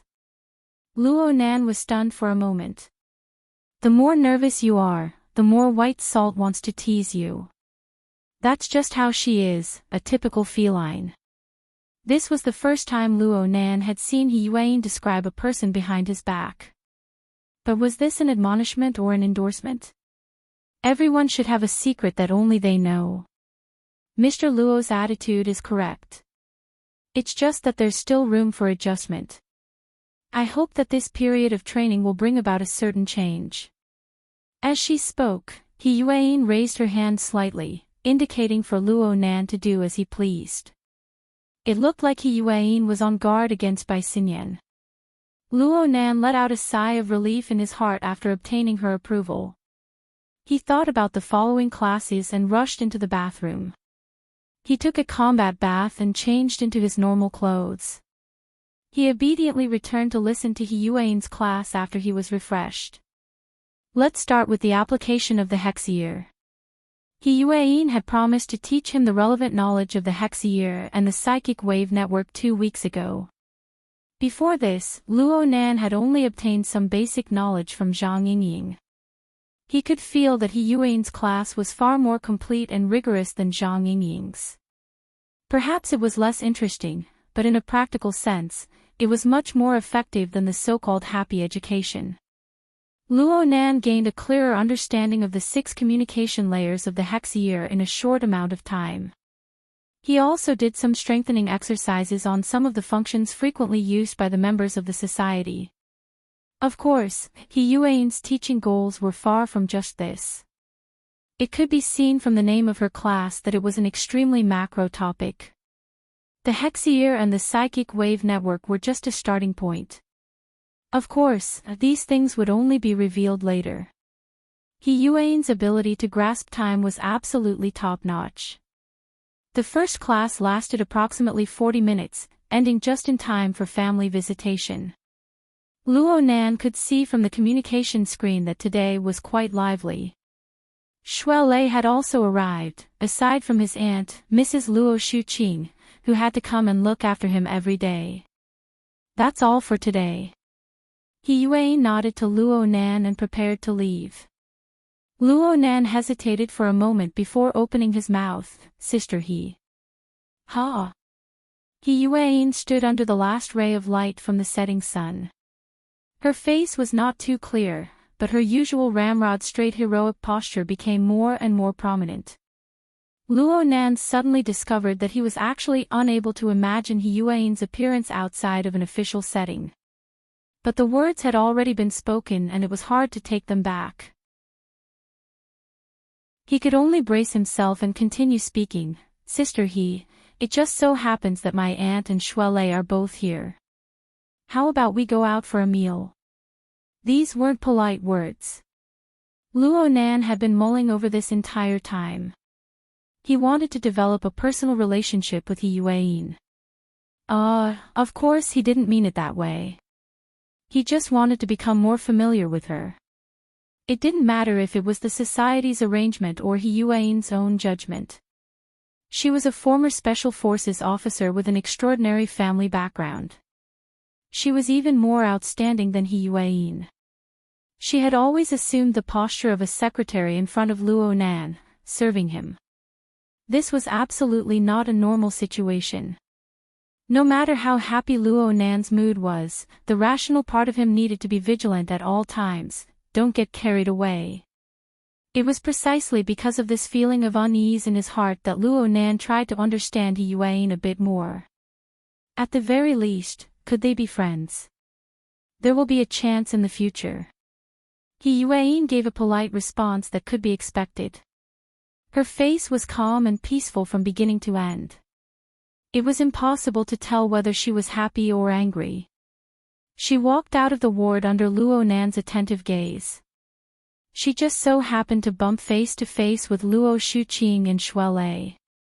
Shuelei, who had been cautiously conversing with Luo Shuqing, immediately jumped in fright. He had a deep impression of this woman who killed in 10 steps. After the incident at Frost River Reality, he had specifically asked the gym master about her. The gym master's attitude was very strange. Though he didn't really understand, he felt a sense of reverence in his heart. He instinctively bowed, "Secretary He." He didn't know how to address her properly. He saw Zhang Yingying and the others address her as such, so he blurted it out. Hiyuan didn't mind. She gave a slight nod and bowed towards Luo Shuqing, "Ms. Luo." Luo Shuqing and Hiyuan had met a few times during this week. Luo Shuqing only knew that Hiyuan was a government employee of the police department. She was in charge of the investigation and evidence collection work at Frost River Reality. Luo Shuqing immediately greeted her with a smile. There was a bit of distance amidst the politeness. After all, no one wanted their child to be questioned so many times. It was as if the victim had turned into a suspect. Chapter 263. Shuelei enjoyed VIP treatment on Luo Nan's side. The host was Mrs. Luo Shuqing. Last time at the Limestone Water Village pub, Luo Shuqing brought Shuelei home. She had a good impression of this tall and strong boy with a gentle temperament. However, what caused his status to soar was the incident at Frost River Reality. That night, Luo Nan stayed in the conflict zone. He was practically the last to be evacuated, and he was hospitalized in a coma. There was no way to hide this matter. When Mrs. Luo Shuqing heard of this, she was furious. From Mo Chiu to Mo Ping, anyone related to that night's gathering was given a torrent of abuse by her. Luo Nan was so scared that he had to pretend to be unconscious for a while. How to explain what happened that night became a big problem. In the end, Zhang Yingying came up with a plan. She used the Shui father and son to divert attention. She said that Luo Nan was frightened and that Shui Weiluan and Shuelei worked together to save him. The father and son both received favors from Luo Nan. They were also half-insiders, so it was easy for them to make statements. Under the skillful hands of the copywriter, the reason was woven seamlessly. Luo Nan was given the image of an enthusiastic citizen who assisted the police, erasing the crime of leaving the group that night. Because of this, Mo Haihang and Luo Shuqing invited Shuelei and his family to dinner. It was quite a coincidence. Shui Weiluan was the backbone of the Special Forces, and Mo Haihang was the technical expert of the SCA. They had cooperated twice in the field of crimes involving social authority. They were not strangers. The two families got along well, and the relationship between the two families rapidly warmed. However, Shuelei was quite tired. When Luo Shuqing was around, it was hard to avoid the topic of that night. Shuelei was afraid that he would slip up and waste all his previous efforts. In the end, he would stick his head together with Luo Nan, grunting and grunting. No one knew what they were saying. Luo Nan looked at Shuelei's embarrassed appearance and laughed until he coughed. He could not stop coughing. Even the acupressure technique that Mr. Bai taught him was not very effective. This scene was normal for Luo Nan, but Luo Shuqing could not help but feel anxious when she saw it. It's been half a month. Why isn't he better? When will Dr. Cly get here? She stood up as she spoke, wanting to massage Luo Nan's back to ease his breathing. Shuai Lei rushed to take the lead. Aunt Qing, let me. Let me. His large hand pressed onto Luo Nan's back, slowly using force to rub it. Luo Nan hissed. It wasn't pain, but a marvelous heat seeped into his back. It dispersed into his 5 viscera and 6 bowels. It was as if clouds were rising, filling his throat. It was like the nourishment of warm water. Luo Nan's coughing improved greatly for a time. At this moment, Luo Shuqing could not sit still. She remembered that she had yet to understand the treatment situation today, so she immediately said, "Lazy, you and Nan can talk here. I'll go to Dr. Bai's place." "All right, Aunt Qing, you can go. I'll stay here to accompany Nanster. Don't worry." Shuai Lei had been lying for almost a week, so his mouth had become much sweeter. Luo Shuqing smiled at the two of them and hurried out. After the elders left, Shuai Lei was able to speak more easily. As he massaged her, he said worriedly, "You can't keep coughing like this. The gym master once told me that breathing can inspect the internal organs, move the 100 meridians, and take in the soul. Breathing can observe heaven and earth, understand yin and yang, and understand the secrets of the universe. Breathing is a key valve that connects the inside and the outside, controlling the body and mind. If your breathing isn't good, your entire body will scatter. Anything you do will be half the result with twice the effort." Shuai Lei only said half of what he wanted to say. With your current extraordinary abilities, your breathing rhythm is like this. Just how bad is your body? Just how hard will it be to recover? Luo Nan was able to understand Shuai Lei's meaning. He had no way to deal with the state of his body. He could only chuckle a few times. Shuai Lei relayed the gym master's half-written, half-spoken words, and the image of a sage-like old gentleman immediately appeared in Luo Nan's mind. As Shuai Lei spoke, a thought that he had had before suddenly jumped out. In your situation, learning how to breathe should be quite useful. At the very least, it can adjust the state of your body. Nanster, why don't you come to our gym? Our gym master doesn't need to talk about anything else, but this is his ability in teaching disciples. Shuai Lei gave a thumbs up and extended it before Luo Nan's eyes. He even wiggled it a few times. Luo Nan didn't doubt this at all. To be able to open a gym, to be able to teach such an outstanding disciple as Shuai Lei, to be able to teach such a disciple as Shuai Lei, this old gentleman's ability was certainly worthy of trust. Luo Nan suddenly thought of something. They had known each other for so long, but he had never asked Shuai Lei what the name of the Daoguan Shuai Lei belonged to was. Luo Nan wanted to know how to address the gym master. Our gym is called Divine You. It's that, Divine You. You the Great conquers the flood. Luo Nan spoke without thinking, but Shuai Lei went, "Ah," from behind him. Shuai Lei raised his hand and smacked Luo Nan's shoulder. Luo Nan nearly choked on his mucus and saliva. Shuai Lei was still unaware of this. He just shouted, "Nanster, you're freaking awesome." Ha! When I mention the name of my gym to people, those deaf and blind people keep saying it's some fish restaurant. It makes people want to knock their teeth out when they hear it. It's you, Nanster. You're able to recognize the name in an instant. It looked like Shuai Lei had been disgusted by the fish restaurant during this period of time. Divine You, divine fish. It was indeed quite easy to forget. Luo Nan just acted as if he didn't know. He laughed, "I made the connection from that cauldron. You collected the metal of the 9 shepherds and cast the 9 cauldrons. They all tasted and cooked gods, ghosts, and gods. The ancient people constructed heaven and earth, society, and the overlapping format of the self. It still has a certain meaning to this day. These words were written in his grandfather's notebook. He had a deep impression of it. He casually read it out. It's just that the simple format of the ancient times is difficult to use today. Format.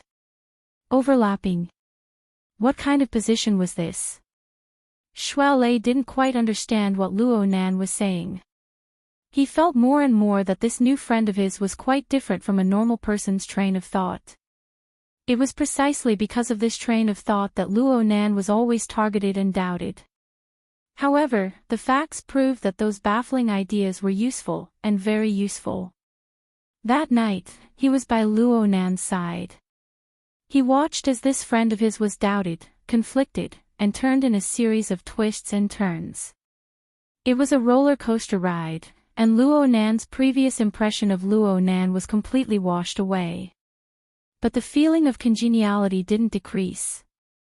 Instead, it continued to increase. Speaking of which, the gym master always spoke half-intelligible words all day long. With this kind of temperament, Luo Nan and the gym master would probably have a lot to talk about. The two of them should get along even more. Shuai looked at Luo Nan once more with this thought, and his eyes lit up. He immediately did his utmost to promote Luo Nan. Our gym master's surname is Xiao. His name is the word Daoguan. He founded the Daoguan single-handedly. His reputation has always been excellent. If it weren't for the fact that the gym master likes to be quiet and doesn't do much management, the Daoguan would have become famous long ago. Xiao Xinyu. This name sounded quite like a classical wuxia. It complemented the identity of the gym master of the Daoguan.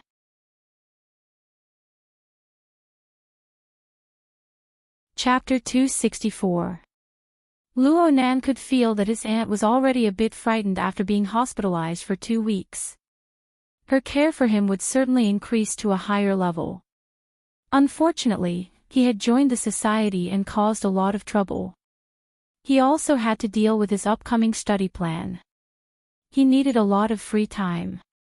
Being locked up at home like a prisoner bird was absolutely out of the question. Then there needed to be a reasonable reason. Shuai's proposal was excellent. Divine Yu Gym was in the River Wu district. Training in martial arts would certainly take time. He might even need to attend morning classes. If he could make this happen, no matter how much his aunt worried about him, she wouldn't let him make a round trip to and fro every day. Wouldn't that apartment in Blue Bay come in handy? Of course, he needed the help of other people to accomplish this. Just Shuai alone might not be able to do it. Who should he ask for help? Actually, Luo Nan didn't have a choice. He lowered his head to touch his wristband and found Bai Xinyan's contact information. He was about to make the call when he suddenly remembered that his aunt had already paid a visit. Wouldn't it be awkward if he made a phone call to get a confession? Luo Nan's mind stirred. He excused himself to go to the restroom and walked a few steps. The Star River scene was already reflected in his mind. Luo Nan intentionally controlled the range of his mental senses. The physical radius of his mental senses only covered a few nearby floors, but it was still several hundred life sketches stitched together. The interlacing starlight of the nebula revealed information on many levels. All Luo Nan needed to do was to extract the parts he was interested in, increase the precision of his senses, and perform clairvoyance. This sort of godlike perspective gave people an incomparable feeling. However, before Luo Nan could lock onto Bai Xinyan, he discovered another person. Strange. He Yuan actually didn't leave. He Yuan walked inside the building of Renai Hospital. She was heading in the direction of Bai Xinyan's temporary office. Bai Xinyan was a doctor of medicine from Clay's laboratory, a world-class expert in nerve repair. Although Renai Hospital only had Luo Nan as a patient, she received very high treatment. She had a large office that was like a luxurious suite. She could take a nap here during the night. There was nothing to nitpick about other than the fact that it was a bit far from Luo Nan's ward. He Yuan didn't greet her. She just pushed open the door and entered.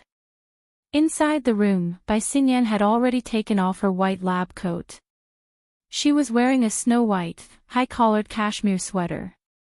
The inflating effect of the color didn't make her look bloated. Instead, it accentuated her slender figure, revealing her curves. It was a sight to behold. Right now, there was a rather handsome male doctor who refused to stay in the name of an academic exchange. Even if he had nothing to say, he had to find something to say. He just wanted to stay until it was time to get off work so that he could treat this cool and hot female doctor to dinner. Bai Xinyan, on the other hand, was quite patient. She picked up a cup of coffee and chatted with him with a smile. She was not impatient at all. He Yuan directly pushed open the door and entered, startling the already infatuated male doctor.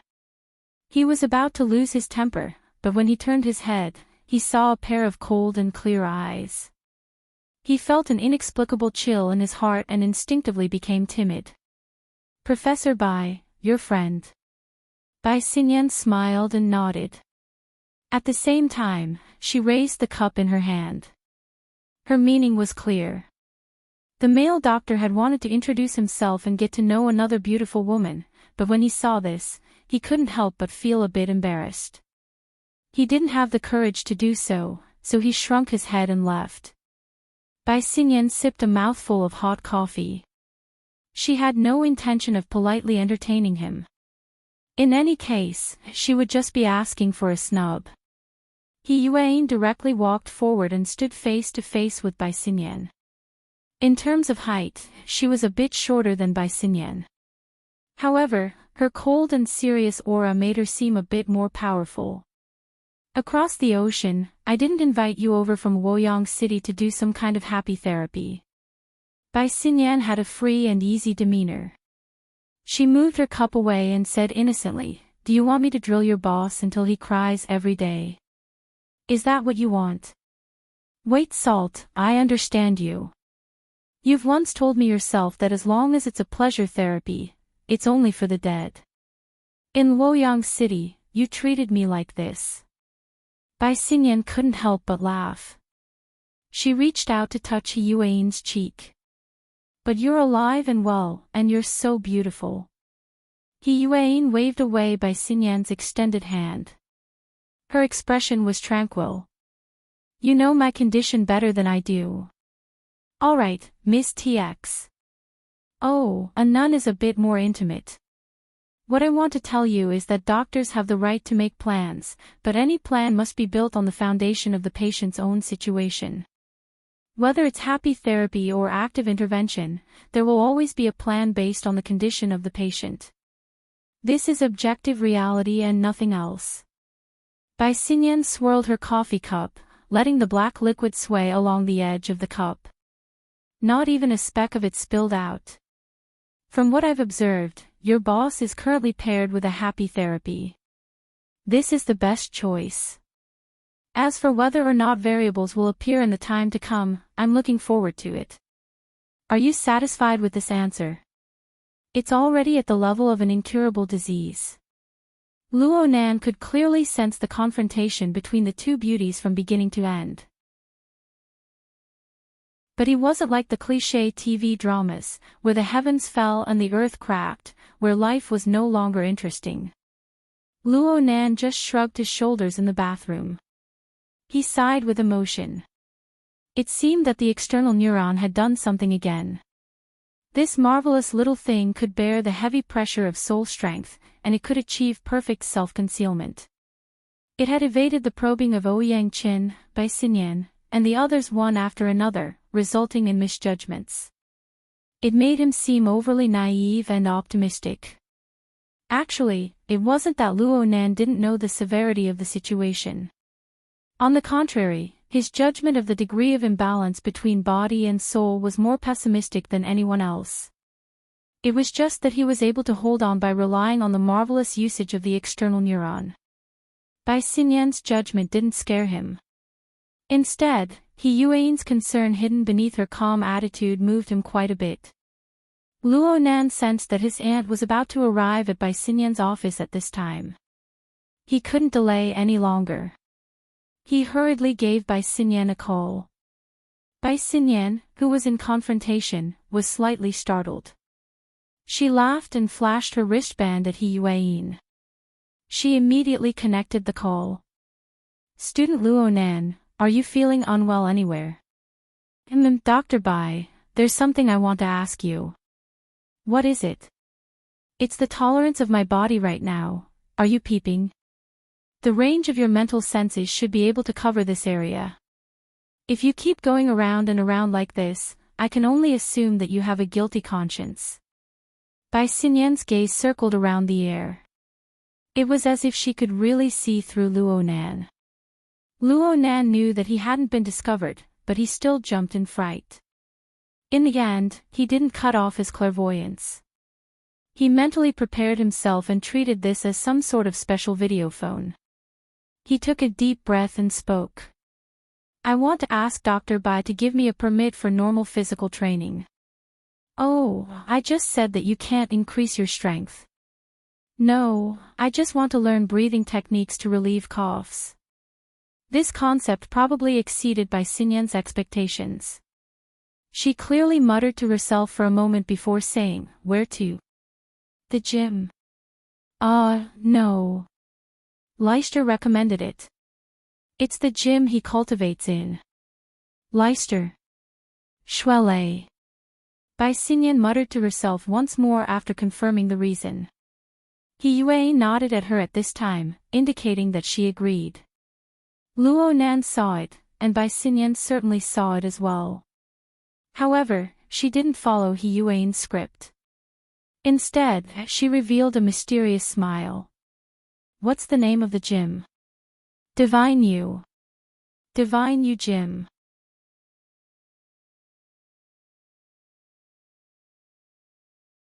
Chapter 265. There was something wrong with this atmosphere. Luo Nan began to regret making this call. No. He had made the right call. He had a cat-like curiosity in his heart. But in the end, He Yuan and Bai Xinyan didn't say much. Bai Xinyan used a very normal tone to reply, "Since it's that Shuele, you can give it a try. He should be from a traditional martial arts school. He's an expert in this area. But you need to pay attention. You're only suited for breathing, Daoyin, Tai Chi, yoga, and other gentle and soothing exercises. If the school doesn't mind, we'll need to keep a file for research. If these conditions are met, I can give you a prescription." Luo Nan had no reason not to agree. His call came at just the right time. His aunt just happened to be outside the door. Luo Nan immediately hung up the call. At nearly the same time, there was a knock on the door. The two ladies with extraordinary bearings glanced at each other once more. Bai Xinyan surveyed the nothingness of the room. She snorted faintly, causing Luo Nan to curse in his mind. His timing was far too accurate. It seemed that he had been suspected. But what happened next concerned his lifestyle for a period of time. Even if he had to be thick-skinned, he had to see it to the end. In any case, with his mental senses, those two wouldn't be able to get anything on him, right? Mrs. Luo Shuqing entered the room and saw He Yuan, the investigator. She was a bit surprised for a time and became even more vigilant. At this stage, she absolutely didn't want her nephew to enter the line of sight of the police. Even though she knew that the problem wasn't big, she wasn't willing to take any risks. He Yuan was very clear about the situation, so she didn't say anything more. She called out to Luo Shuqing, brushed past her shoulder, and pushed the door open. Next was Bai Xinyan's time to shine. Perhaps it was because she was a supervisor, but Bai Xinyan handled matters very straightforwardly. She relied on her excellent professional knowledge and her silver tongue to temporarily dispel Mrs. Luo Shuqing's suspicions in a few short minutes. She even gave a positive hint: reasonable and moderate exercise is good for your nephew's recovery. Luo Nan, who had been spying this entire time, naturally understood what she meant. He let out a long sigh of relief. He took into consideration that Shuelei was still waiting outside, so he didn't continue spying. He withdrew his mental senses. Bai Xinyan sent off Aunt Luo Nan. Today's work was over. She didn't want to stay in this depressing building with endless illnesses. She quickly packed up, put on a windbreaker out of habit, and left after work. She took the elevator to the parking lot and was wondering if she should contact Zhang Yingying to go to a nightclub together. Suddenly, she felt something and stopped in her tracks, turning her head to look. What greeted him was a cold stare, as dense as the north wind. Even the interior of the building, which had a constant temperature all year round, seemed to have dropped to the freezing point. He Yueyin knew that this person wouldn't let her off so easily. Bai Xinyan immediately raised her hands in surrender. Stop glaring at me, my dear. I'm not trying to pry into your privacy. Your source of information. Hey, this is an open secret, okay? Open. Everything related to Luo Nan, the Luo family, and formatting theory. Bai Xinyan was speechless for a moment. This old friend of hers had obviously chosen the wrong line on purpose. Moreover, it seemed like she really did not care about her own private affairs at all.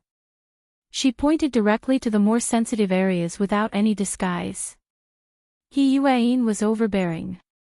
To a certain extent, your instructor's laboratory works for Quantum Corporation. It involves the theory of the modification and evolution of the nervous system, and it has the same origin as the archetype format. The formatting theory of the Luo family should have been the goal you all strive to obtain. But why have you never had any thoughts of obtaining it all these years? Or perhaps you originally coveted it, but you discovered a flaw that was difficult to overcome, just like what Mr. Luo is displaying right now. Are you flaunting your reasoning ability?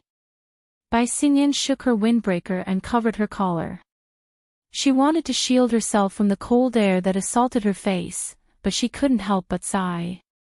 Or are you saying that you think that it would be better for him, and for the current situation in Xia City, if we let that little voyeur, reserve duty kid overturn everything here?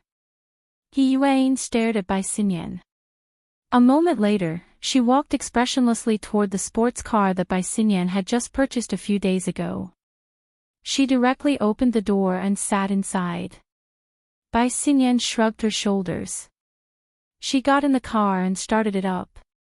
Then she did a beautiful drift in the narrow space and sped toward the exit. Soon, she merged into the city's surging traffic. After leaving Renai Hospital several kilometers away, He Yueyin spoke once more. Give me the relevant information. Everything. I don't have it. Bai Xinyan's reply was straightforward and to the point. The research related to formatting theory ended very quickly. The conclusion the higher-ups came to was that there was no value in continuing the research. I can tell you the reason.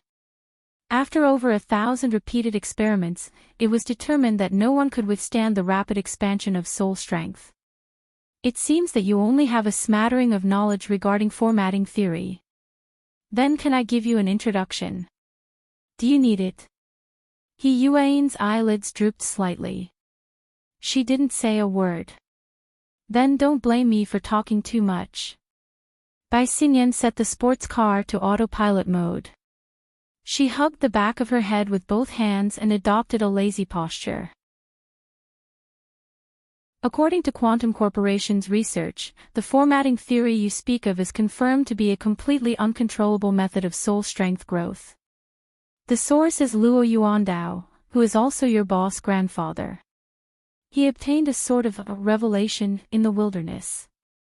It was like the gods of various secret orders. Although it was marvelous, it wasn't unique in that era. However, it was different from those so-called gods who babbled on and on. Over the next few decades, that old man always wanted to use his own method to reinterpret this power, and he achieved a series of results. There were two main paths involved. One was closer to the revelation itself. It emphasized the difference between individuals, and it was formatting theory. The other was the path of fundamentalism that became narrower and narrower. Compromises were made, incorporating modern technological capabilities, reducing individual characteristics, and searching for the greatest common divisor. This was the theory of the archetype format. He Yuan listened quietly, not saying a word. You're very clear about the results. Formatting theory and the archetype format. Let's not talk about which is more impressive. In practical applications, formatting theory is without a doubt a crushing defeat. Of all the practitioners and experimental subjects who accepted this theory, the vast majority of them died. They all died from the uncontrolled growth of their soul strength. His grandfather, Luo Yuandao, is now a madman. His father, Luo Zhongheng, oh, he's dead now. This person worked with Yan Hong for a period of time. According to what Yan Hong said, that person was simply a barrel of gunpowder that could explode at any time. That's not a description. It's the kind in the real sense. That's why not even his bones were left. Bai Xinyan was still supporting the back of her head, but her eyes were looking towards He Yuan to see her reaction. He Yuan also looked over. What's the conclusion? Isn't it just like that? Bai Xinyan's bright eyes blinked innocently.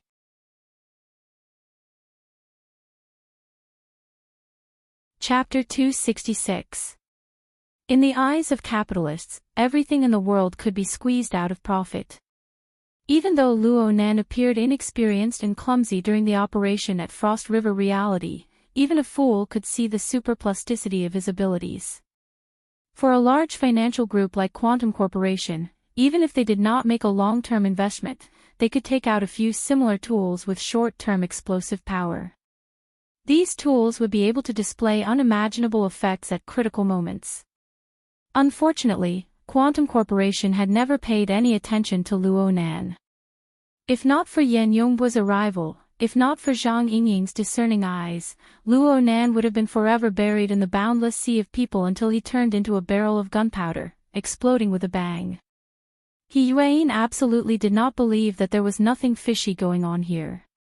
Then, in the end, what made Quantum Corporation give up on excavating this wealth? Bai Xinyan removed her hands from behind her head and stretched her waist. I'm just a researcher in a laboratory. What deep information could I possibly know? This is all I know. It's up to you to believe it or not. She displayed this attitude because she was certain that He Yuan could not do anything to her right now. The transmission and exchange of information depended on her mood. She was willing to say this because she wanted to see He Yuan's reaction. It would be a pleasant surprise if juice could be squeezed out from a sugarcane that had already been squeezed once. He Yuan did not force her any further.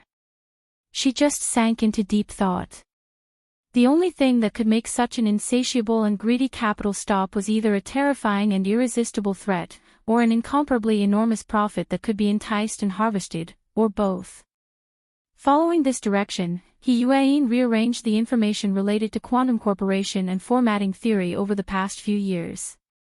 She tried to find clues, but it was hard to obtain an answer in a short amount of time.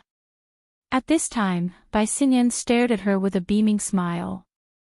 I've spent so much time talking to you. Shouldn't you answer my question? He Yuan did not even raise her eyelids. She completely ignored her, but she did not directly refuse. Seeing this, Bai Xinyan bluntly said, although Ouyang Chen stole the limelight in the matter of Frost River Reality, I feel that what's more interesting is the deep involvement of the government and the military. Ability users are controlled in the cage of the logic world. The all-encompassing social consciousness, the unified political structure, the balanced intervention of the inner and outer worlds, and even the final fusion. It seems that this is the embodiment of someone's authoritarian governance theory. This series of questions actually pushed Luo Nan's ward a step further with regards to the question of whether or not He Yuan's father would participate in the election. It reflected a high degree of concern towards the political situation of Xiao City. It was extremely straightforward. Towards these questions, He Yuan still remained silent. However, as long as she didn't refute him outright, Bai Xinyan had a pretty good idea of what was going on. She wanted to make some comments on this matter, but at this moment, He Yuan's brows visibly furrowed. Soon after, Bai Xinyan also received the information through special channels. She fiddled with her wristband, letting the short text and information repeatedly appear in her eyes. It was just like the content of the wristband. It really is a consistent way of doing things. Just 10 minutes ago, across the ocean in Bay City, a heart illumination first ablatum of the Order of Justice had publicly killed the vice president of the Bay City branch of the Ability User Society due to a disagreement. This led to an intense conflict between the Order of Justice and the society. Similar incidents will probably happen one after another in the coming days. Bai Xinyan revealed a strange smile. Even if it won't be this serious, the tone has already been set. In a few days, every branch will be in a state of emergency. Naturally, headquarters will be hard-pressed. They will certainly make some moves. Your troubles have never been outside of the society. He Yuan simply knocked on the car window in response to Bai Xinyan's comment. Stop the car. I'll take you. It'll save time. There's no need. He Yuan pushed open the door and got off the car at a temporary stop. After standing still, she cast her gaze toward the building of Renai Hospital, which had been left behind to the point where she couldn't even see a trace. Over there, Luo Nan was still working hard for a more comfortable lifestyle. For a 15 or 16-year-old kid, there was nothing wrong with this. However, how long could this kind of peaceful and tranquil life last? Luo Nan didn't know that He Yuan was worried several kilometers away. Right now, his plan for freedom was progressing smoothly. With Bai Xinyan's cooperation, Shuelei used his own body to persuade his aunt. It was a reasonable matter. By the time visiting hours ended and Shuelei and his aunt left together, Luo Nan's trip to the Daoguan for practice was basically set. Luo Nan let out a long breath. His mind relaxed, and a deviation inevitably appeared. Because he was on guard against Bai Xinyan, and because he was a bit careful, Luo Nan never thought about telling others the secret of his external neuron. But he never expected that his concealment would actually cause He Yuan, Bai Xinyan, and even more people to make an extremely pessimistic judgment. He Yuan's attitude made him feel even more embarrassed. For a moment, he almost wanted to confess this secret. But at this time, he recalled the words that He Yuan had said not too long ago. Everyone should have a secret. Only they know. He still didn't completely understand the deeper meaning of her words. But judging from his reasoning, this was more trustworthy than the impulsiveness of his emotions. In the dead of night, no one would come to disturb him at this time. Luo Nan took a deep breath, contending with the choking cough that floated up once more. His mind was restrained, sinking into the depths of his brain. A bolt of lightning was roaming within the bright and dark region of his internal vision. This was the external neuron, the dynamo core that Jack and the others spoke of. Under the interaction of the mental plane and the material plane, a peculiar representation appeared. When his senses went a step deeper, a certain marvelous feeling of reality came back. There really was an enormous and tangible medium. It was like an enormous hole, like the void, and it appeared within. The vast majority of the endlessly rising soul strength was drawn inside, separated by a layer. It was this buffer that allowed the surging torrent to turn into a vast and deep lake, avoiding a direct impact. This was the most life-saving function of the external neuron. Luo Nan called this function the hollow depository. It was by relying on this that he was able to endure the pressure of the rapidly rising soul strength to this day. But another week passed. No matter how much Bai Xinyan's cage therapy increased the consumption, this method of treating the symptoms was unable to restrain the steady and solid growth momentum of the soul strength. Even if it was the void hiding, it would not be able to hide it. More and more soul strength overflowed from within, forming a pressing and squeezing force against Luo Nan's fleshly body. Whether it was by Xinyan or He Yueyin, these people's pessimistic judgments of Luo Nan's unbalanced state of body and soul originated from this. However, Luo Nan himself had a different feeling about this. The uncontrollable growth of soul strength was like a flood that overflowed in all directions. It was hard to control. But after filling the void of the deep hole, the rapid growth turned into a slow growth. From formless to tangible. Was this not a form of control? Could it be that it was impossible to take a step further?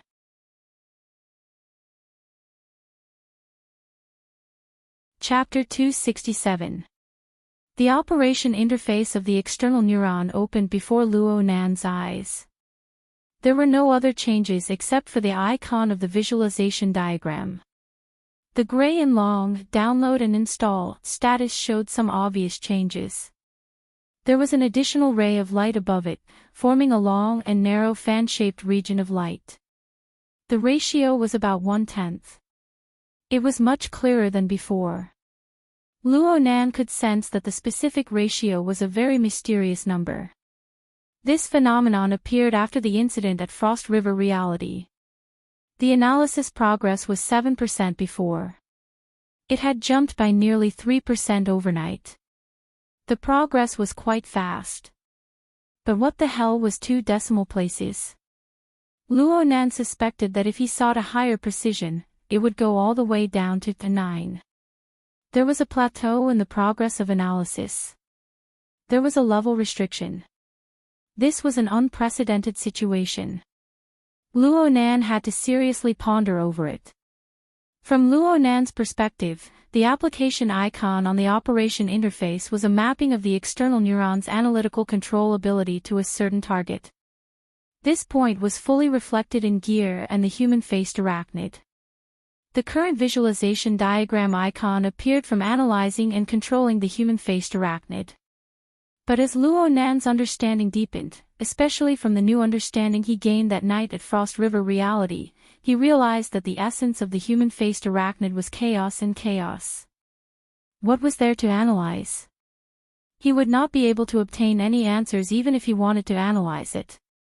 What could truly be analyzed, and what possessed the value of analysis, was the order frame that formed the outstanding instinct of the essence of chaos. So Luo Nan saw that the image of the human-faced arachnid did not appear on the operation interface. Instead, it was a visualization diagram, a combination of a tetrahedron, an inscribed sphere, and an outer-scribed sphere. All right. Why was it this? Every time Luo Nan thought of this question, his heart would thump loudly. This thump lasted for an entire week. The corresponding relationship between the human-faced arachnid and the order frame complemented the crucial logical link of the operation interface's display and analysis target misalignment. Next, he just needed to use the simplest of reasoning to arrive at an inference. Among them, the visualization diagram overlapped with the order frame to a large extent. Could the overlap of the two be reflected in a practical sense? Every time a corresponding thought surfaced, the resonant resonance of the heavily chained crow in the depths of the boundless mental plane from that night in the logic world seemed to reappear in his ears.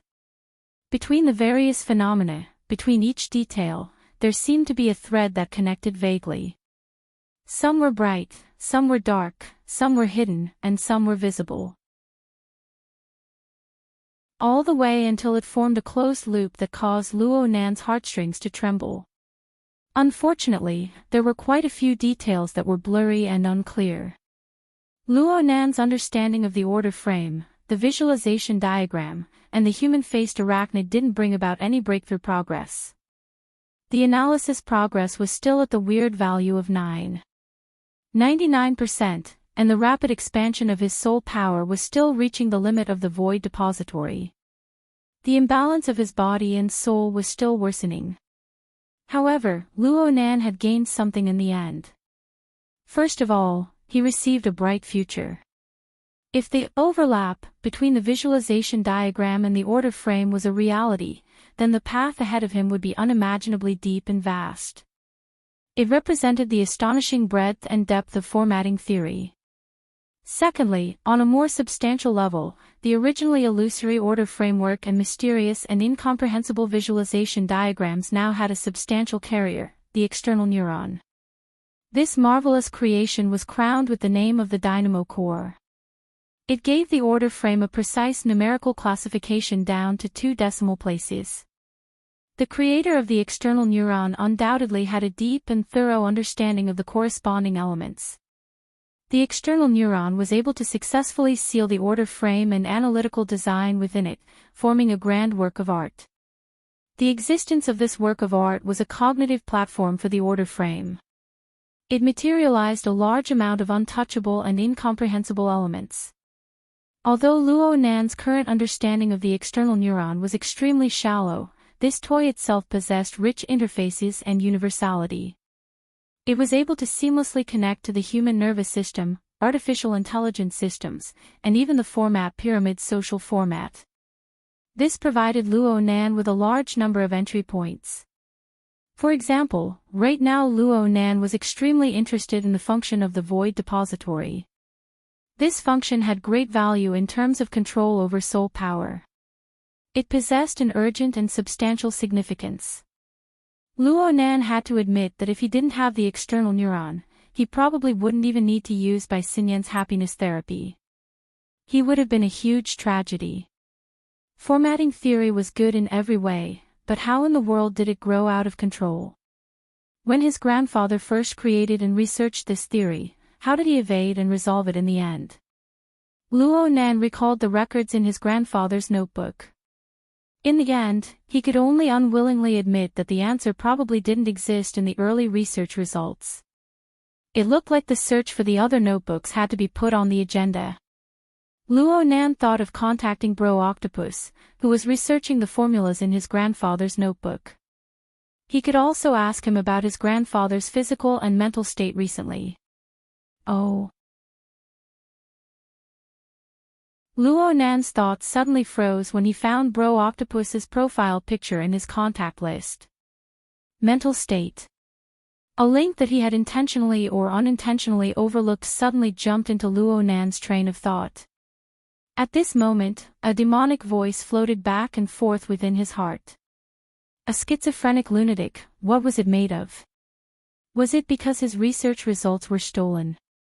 Was it because his father and son were betrayed? This had always been the reason Luo Nan believed in. But what if he looked at it from a different angle? From a perspective that he couldn't have imagined before, but right now, it was truly placed before his eyes? How could a creator not be a practitioner? How could the results of formatting theory not be used on his own body? Then if, and only if, this theory was ultimately unable to resolve the problem of the uncontrollable growth of soul strength. It was unable to resolve the problem of the imbalance between body and soul. It was not a perfect theory. Luo Nan used an objective attitude to make a hypothesis. Then what would his grandfather's state be like? It must be known that there was a 99% chance that there was not a single external neuron in his grandfather's body. What would be the result? This thought made Luo Nan's back suddenly explode with a layer of cold sweat. And at this moment, Luo Nan recalled his grandfather's crazy words back at the medical center. With his current understanding, it seemed that there was an extremely marvelous sense of correspondence when he analyzed and interpreted it anew. When this angle of thought became clear, his thoughts were like a flood that had opened the floodgates. They rumbled and surged forward, unable to be restrained. His grandfather's situation was set aside for now, but there was still that person. That person who had delivered the external neuron into Luo Nan's hands in an inexplicable manner. That person who could not be bypassed, who could not be cut apart. His methods, his objectives, his considerations, what would they be like?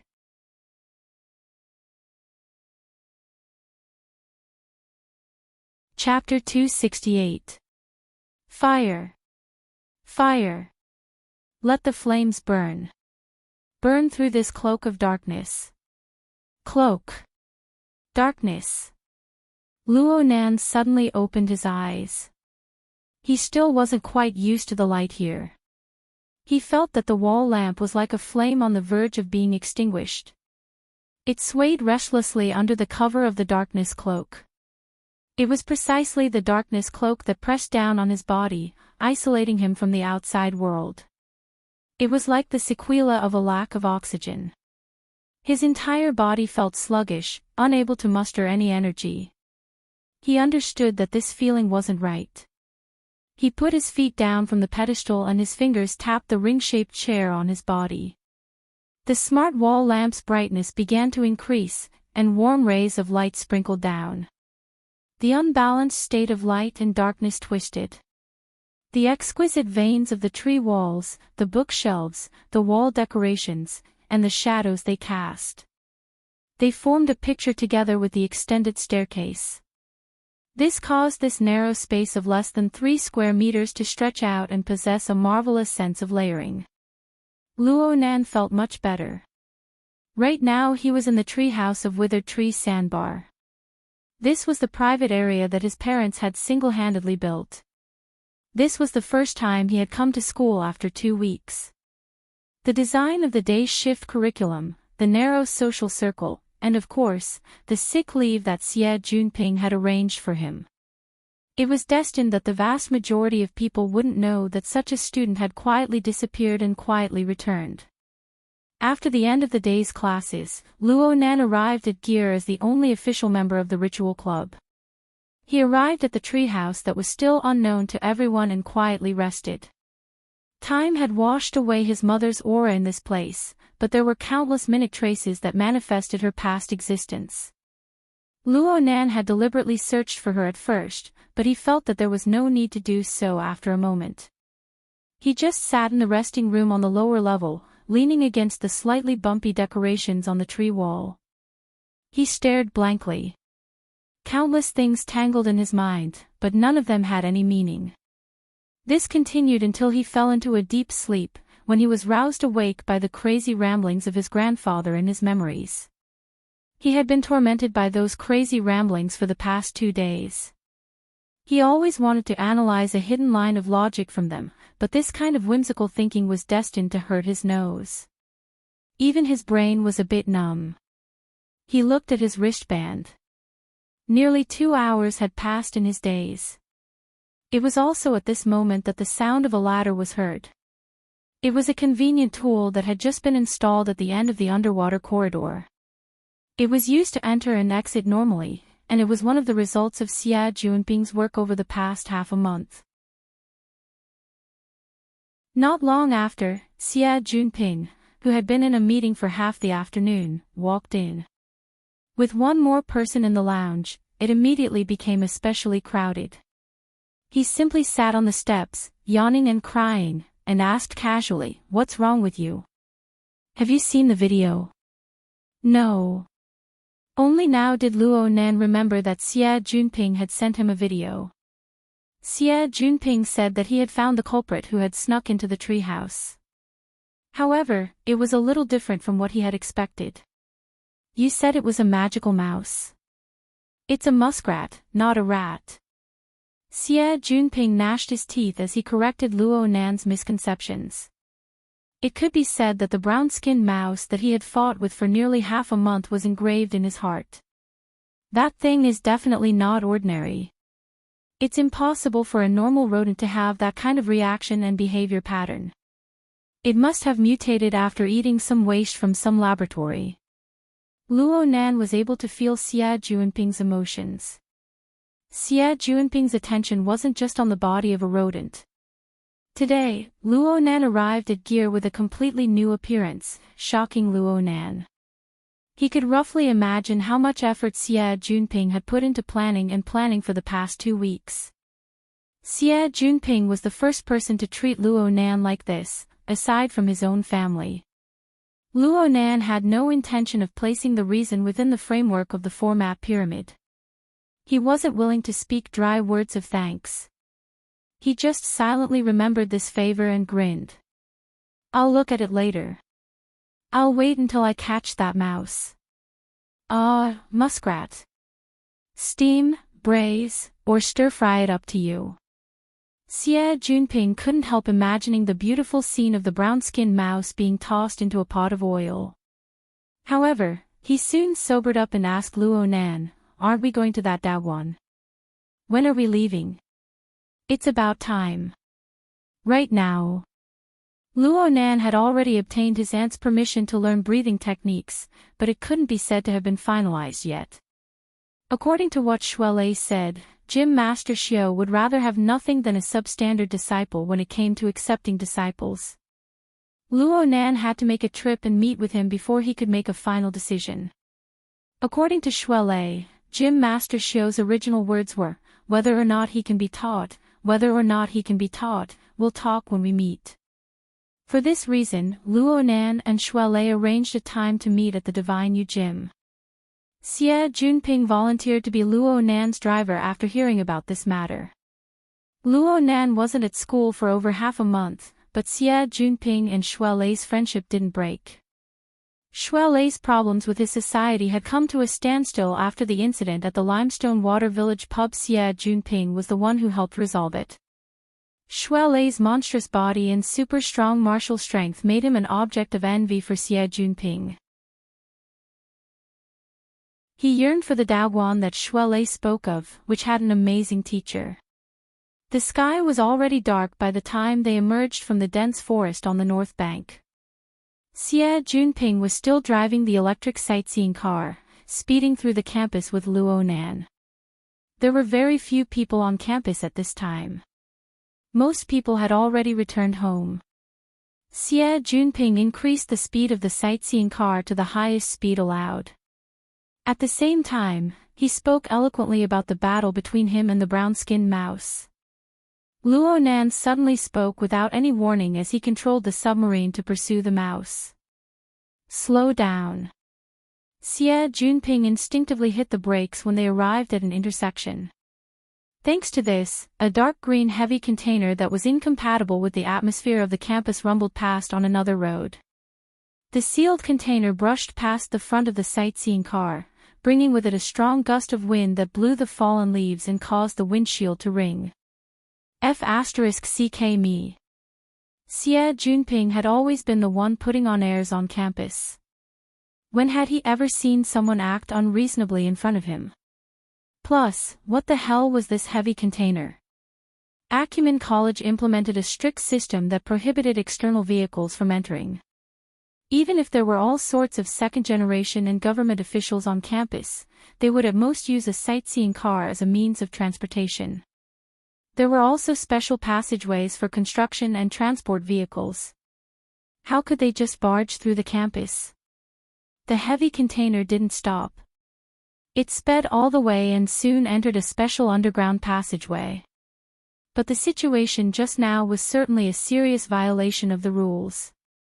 As a candidate for vice president of the student council and a high-ranking member of the honor society, Xie Junping laughed mischievously. He called the campus security office as if it was a matter of course. He sent over the license plate, model number, and the image captured by the photon film. "I guarantee that it won't leave the school gates." Xie Junping winked at Luo Nan. Of course, this little matter didn't count as anything. Soon, he and Luo Nan forgot about this matter. They rode the sightseeing car to the parking lot and switched to the phantom flying car. They sped all the way to the magnetic track and locked onto the coordinates of the River Wu district. They hadn't run far when a call came in. Xie Junping swept a glance and used the car phone to connect.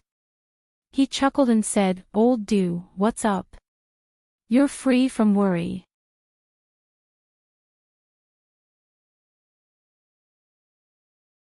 Chapter 269. What the hell? Xie Junping was baffled. "Old Du, you must have taken too many drugs. Take your sister. What did I do to piss you off? Why did you detain my car for no reason?" Old Du's voice was far too sharp.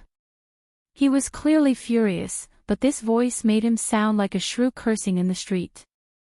Xie Junping could not help but laugh when he heard this. He understood. So that box of goods is yours. You're in the car. I'll run you over in the car. Xie Junping did not mind. He slapped the steering wheel and laughed. Old Du, I'm not trying to criticize you. Even if it's easy to get a driver's license, don't let an idiot take it. He's reckless. One mistake and the casualty rate will skyrocket. Your old man at the traffic office will get angry with you. Xia. Okay. Don't worry. I'll give the security office a call and have you drive the car away. But that idiot driver will have to serve me tea and apologize. You're nothing. The trembling voice of the sharp voice could be heard clearly from the car phone. It's your turn to sell your ass. My car has already been towed back. If anything happens to the materials inside, Xia, I won't let you off. The other side hung up the phone after speaking. What the hell? Xie Junping had a baffled expression. He turned to look at Luo Nan and explained, this old Du Yong, we also call him Sissy. You should know him. He's the president of the Mystic Arts Research Society. He's usually a decent person, but he's a bit fanatical about the mystic arts. Plus, he takes too many drugs. Sometimes his brain isn't normal. Luo Nan was careless and got shot in the face. He was speechless. Xie Junping really did not understand the reason for Du Yong's anger. He muttered to himself, he's already been towed back. What the hell is he angry about? Another call came in at this time. Luo Nan recognized the caller this time. It was Xie Junping's best friend, Hu Huaying, who served in the student council. Brother Ping, where are you? I'm outside with Nanster.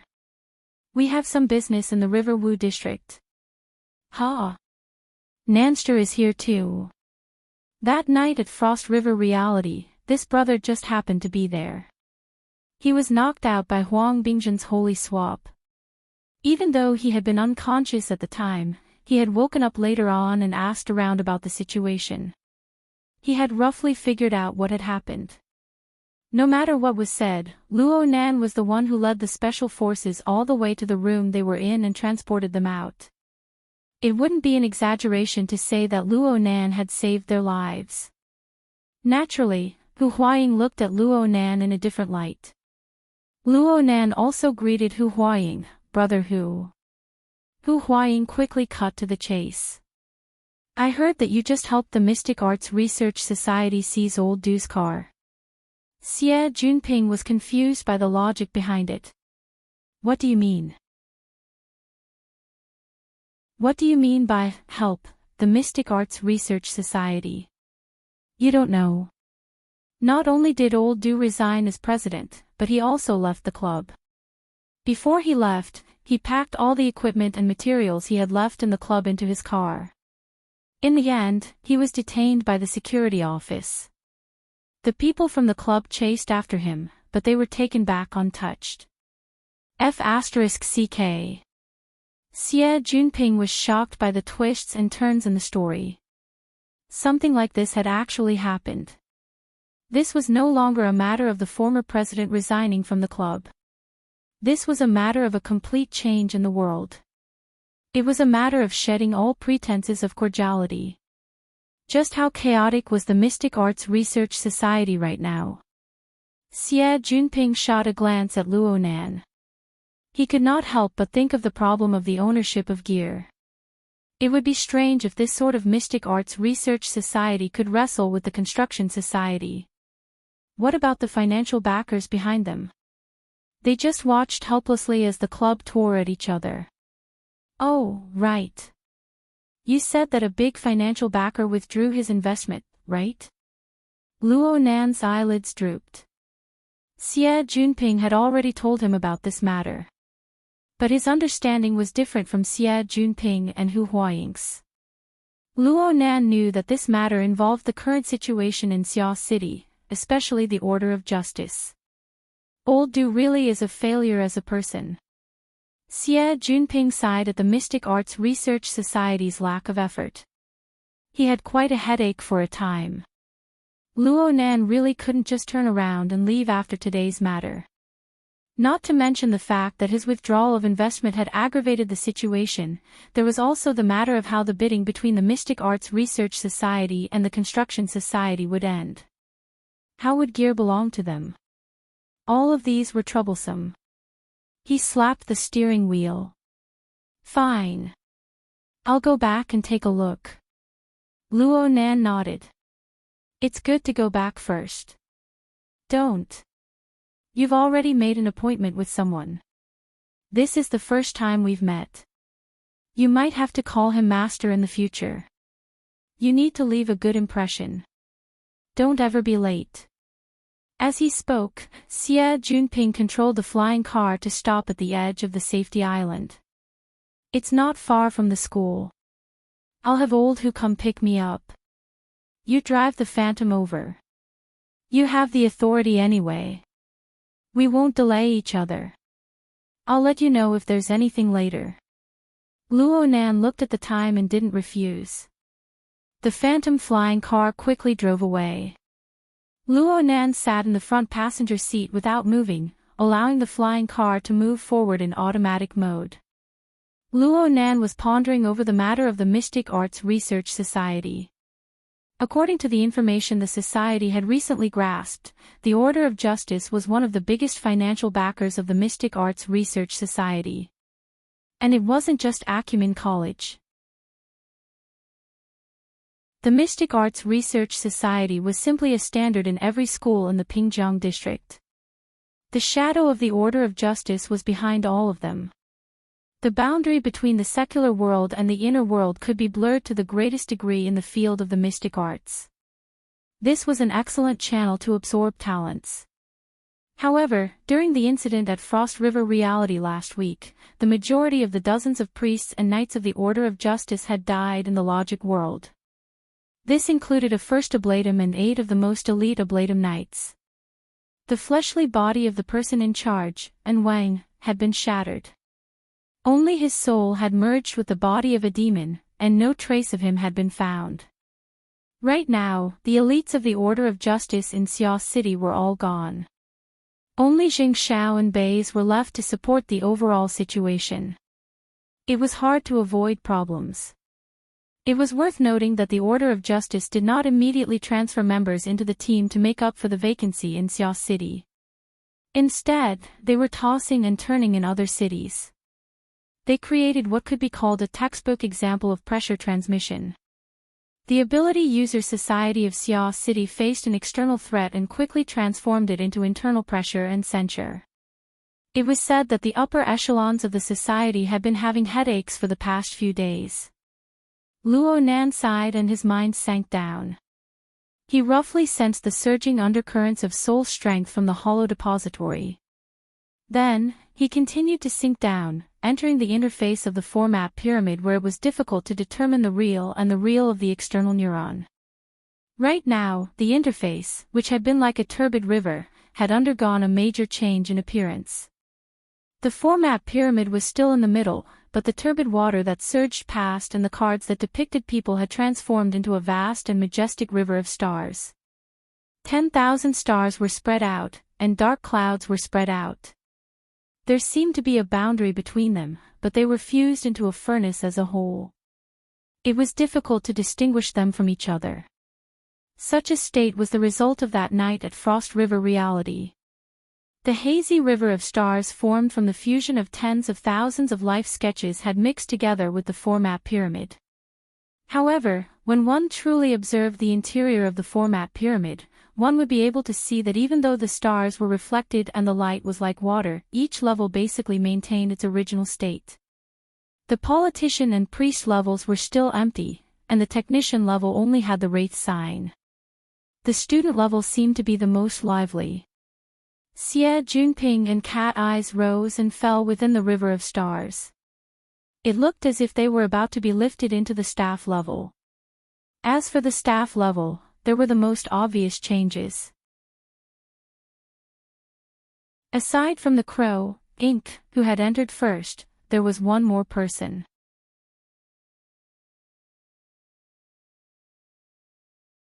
Chapter 270. Within the format pyramid, Baze's projected image seemed to be filled with a layer of clouds and dust, but there was the glimmer of starlight within. Luo Nan's mind shifted over and saw the starlight flow like a river. It rippled within the format pyramid, and there were layers of dark surging waves that pushed Baze's image up and down. It was an extraordinary scene. However, the current situation could not be supported purely by aesthetics. The uncontrollable growth of soul strength and the capacity of the hollow depository broke through the limit. This caused the interference between the mental and material planes to continue to increase, and the interference to the format pyramid grew stronger and stronger. Luo Nan was a bit worried. The layout of the format pyramid and the ranks of his believers would undergo a huge change when he woke up. Fortunately, this situation had not occurred yet. His mind swept over Baze's image, triggering a certain key. A long black shadow pierced through the clear waves of starlight. It was the materialization of the order frame, the dark chains. This marvelous chain was like a flood dragon.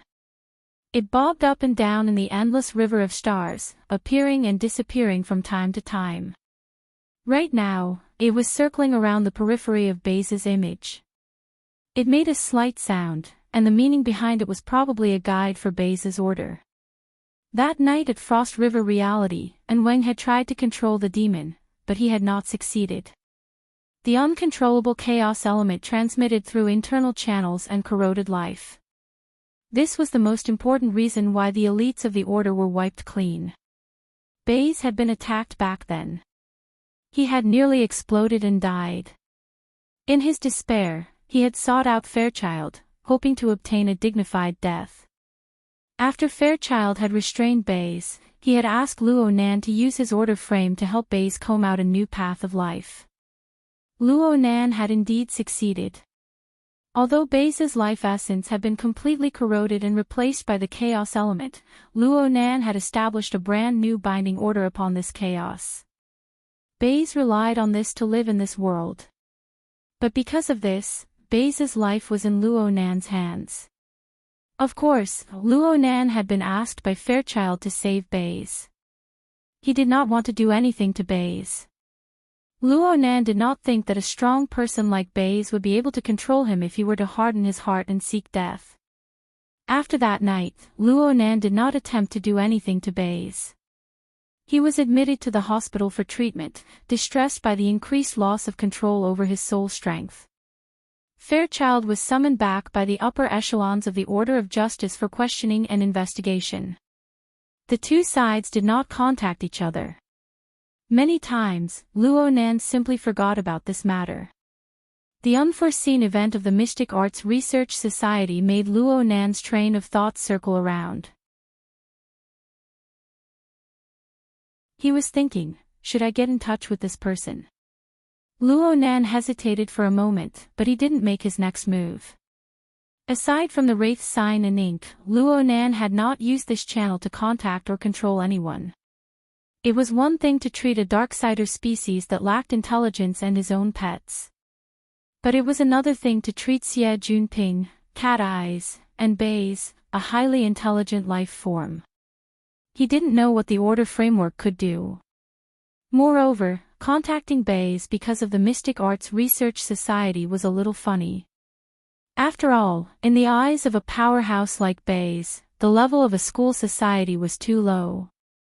Luo Nan shook his head, and his mind left. As the saying goes, cultivation knows no sun or moon. To a large extent, it referred to the complete loss of one's grasp of time in the outside world when one was in a state of meditation.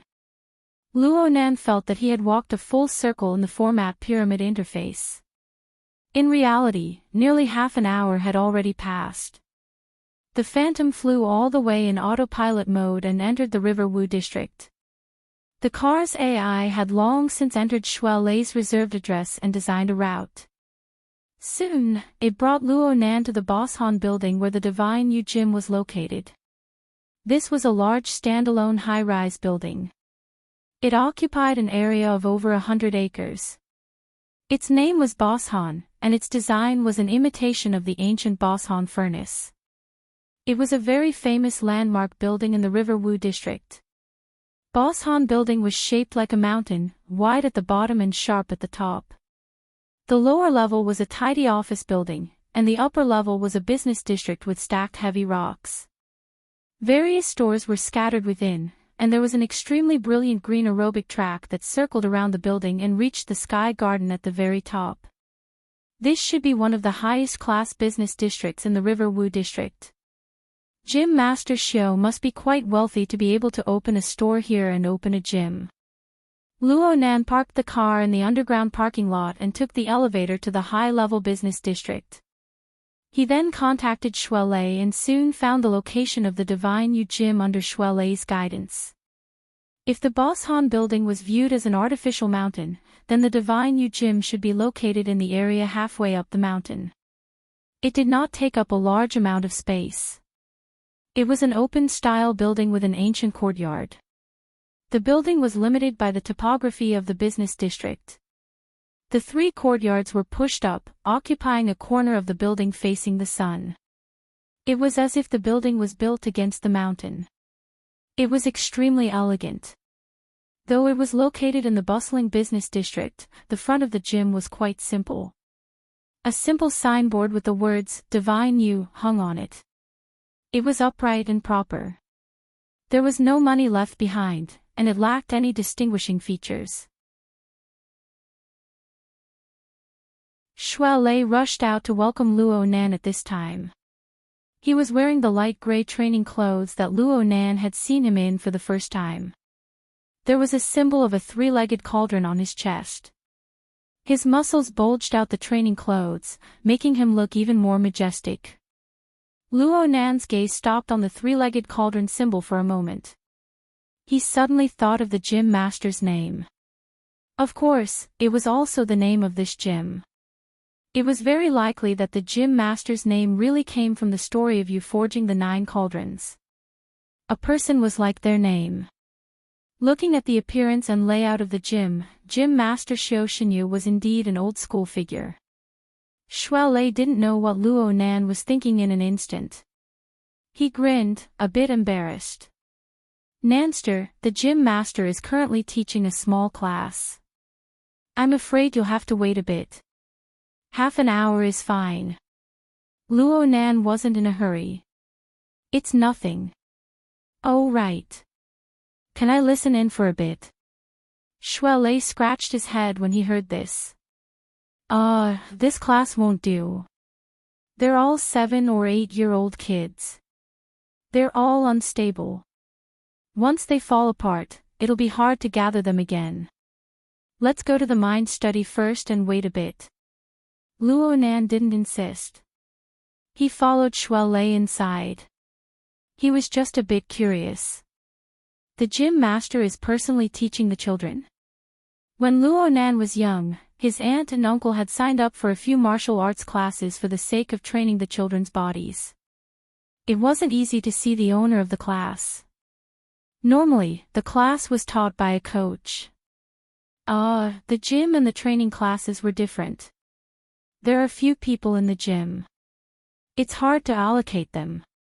Plus, it's important for the children to build their foundations. So the gym master is personally coming. Shuelei turned his head to look. He lowered his voice and said, actually, there are very few children who can persevere. They can't endure the hardships. The gym master also said that there aren't many who truly fit his path. There's no need to forcefully sculpt them, but he can't mislead the students. From a mischievous rock to an unpolished jade, it's enough to shine through. Maybe one day they'll be enlightened, and they'll be able to rely on this path. Luo Nan laughed as he looked at Shuelei. So what you're saying is that you fit the gym master's path? Shuelei wasn't polite at all. Yeah. The gym master once said that I'm quite similar to him when he was young.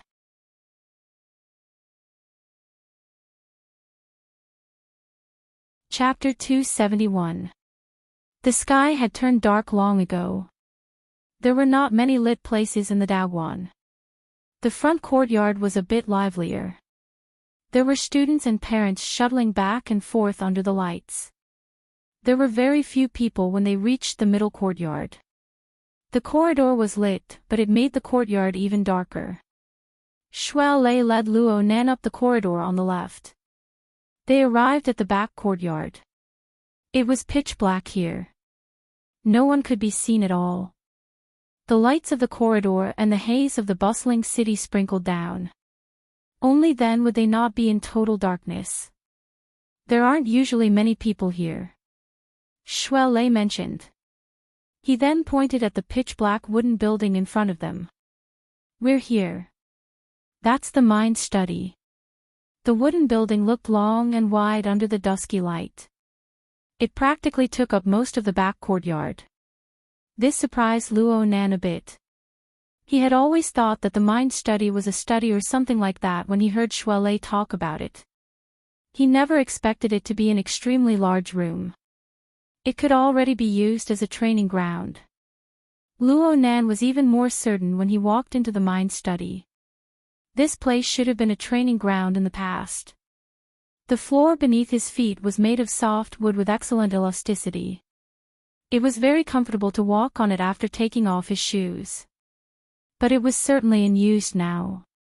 Quite a few items were placed inside. The layout was quite casual, and it looked a bit messy. There was a short table placed near the door. There were a few cushions and a tea set on top of it. There was a stove next to the short table. It was used to boil water and boil tea. It was clean and tidy. It really did look like someone was here often. Shuai Lei turned on the lights.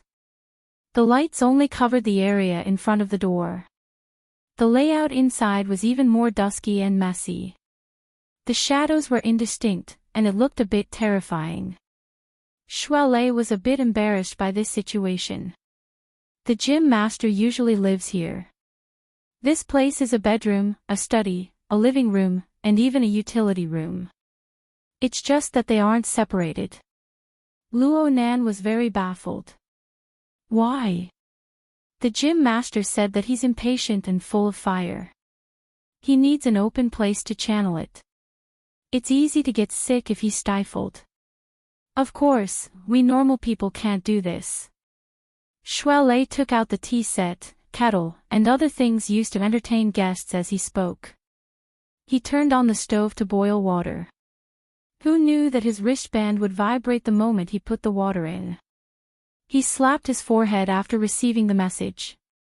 Nanster, sit here for a bit. I still have to go help my senior. Sorry. Go to hell. Of course Luo Nan didn't mind. The relationship between the two could be said to have been through life and death. There was no need to be so courteous.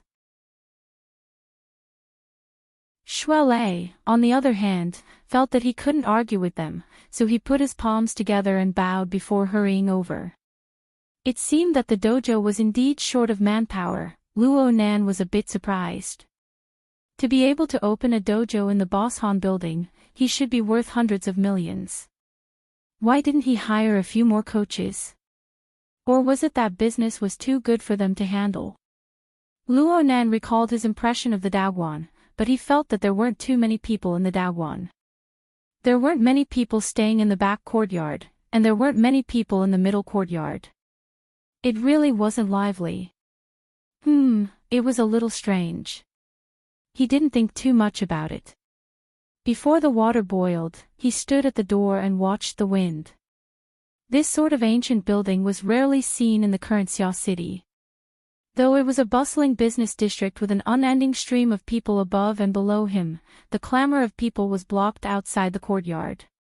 It was truly a wonderful place to find peace amidst the hustle and bustle.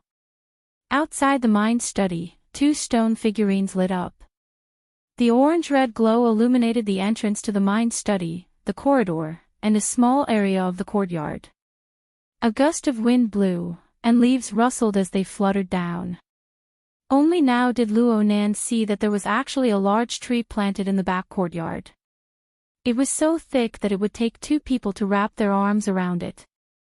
Luo Nan was unable to make out its species for a time.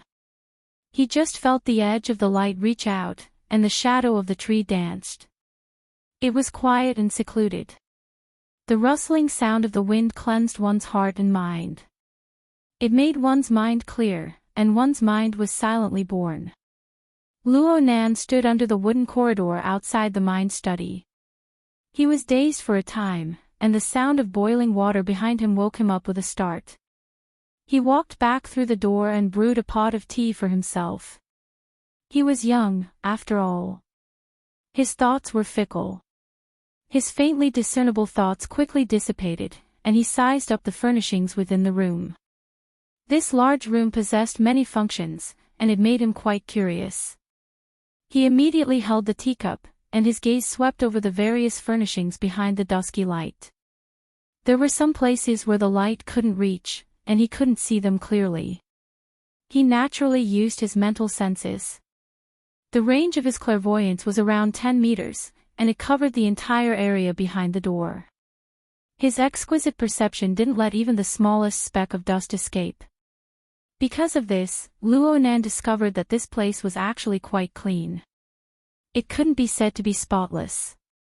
However, it was often cleaned, and there was a faint sense of order. It seemed that the arrangement of junk naturally separated a relatively independent area. It wasn't as messy and disorderly as Luo Nan's first impression of it. That's right. Luo Nan felt relieved.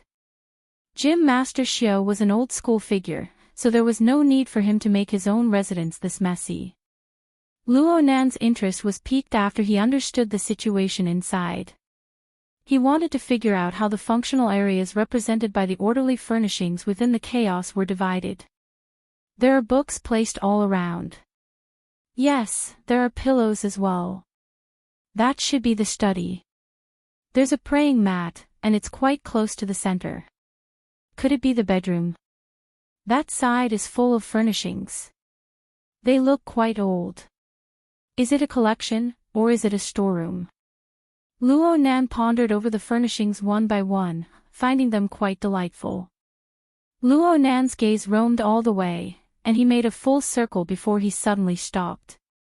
There was a large furnishings not too far away from the door.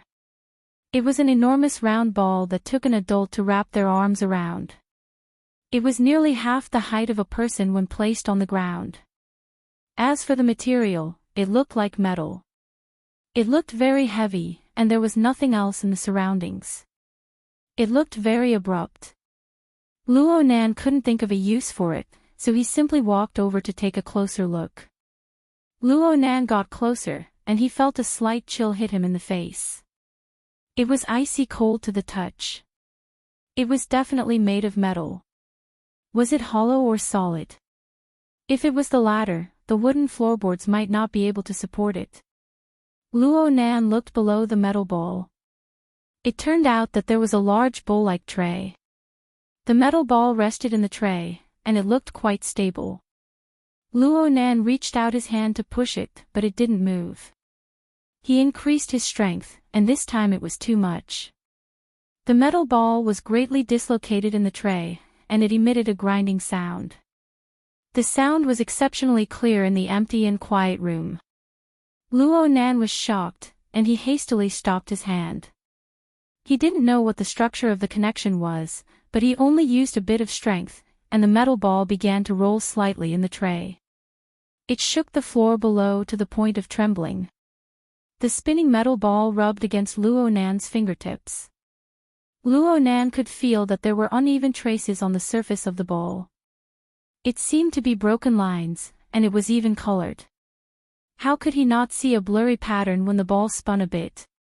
And it was luminous. There was something wrong with the style. Luo Nan was baffled when he suddenly felt that the blurry pattern was lifted up a bit. At first, he thought that it was an illusion caused by the spinning, but then the grinding sound that came from the spinning disappeared. The spinning pattern continued to rise until it reached his chest.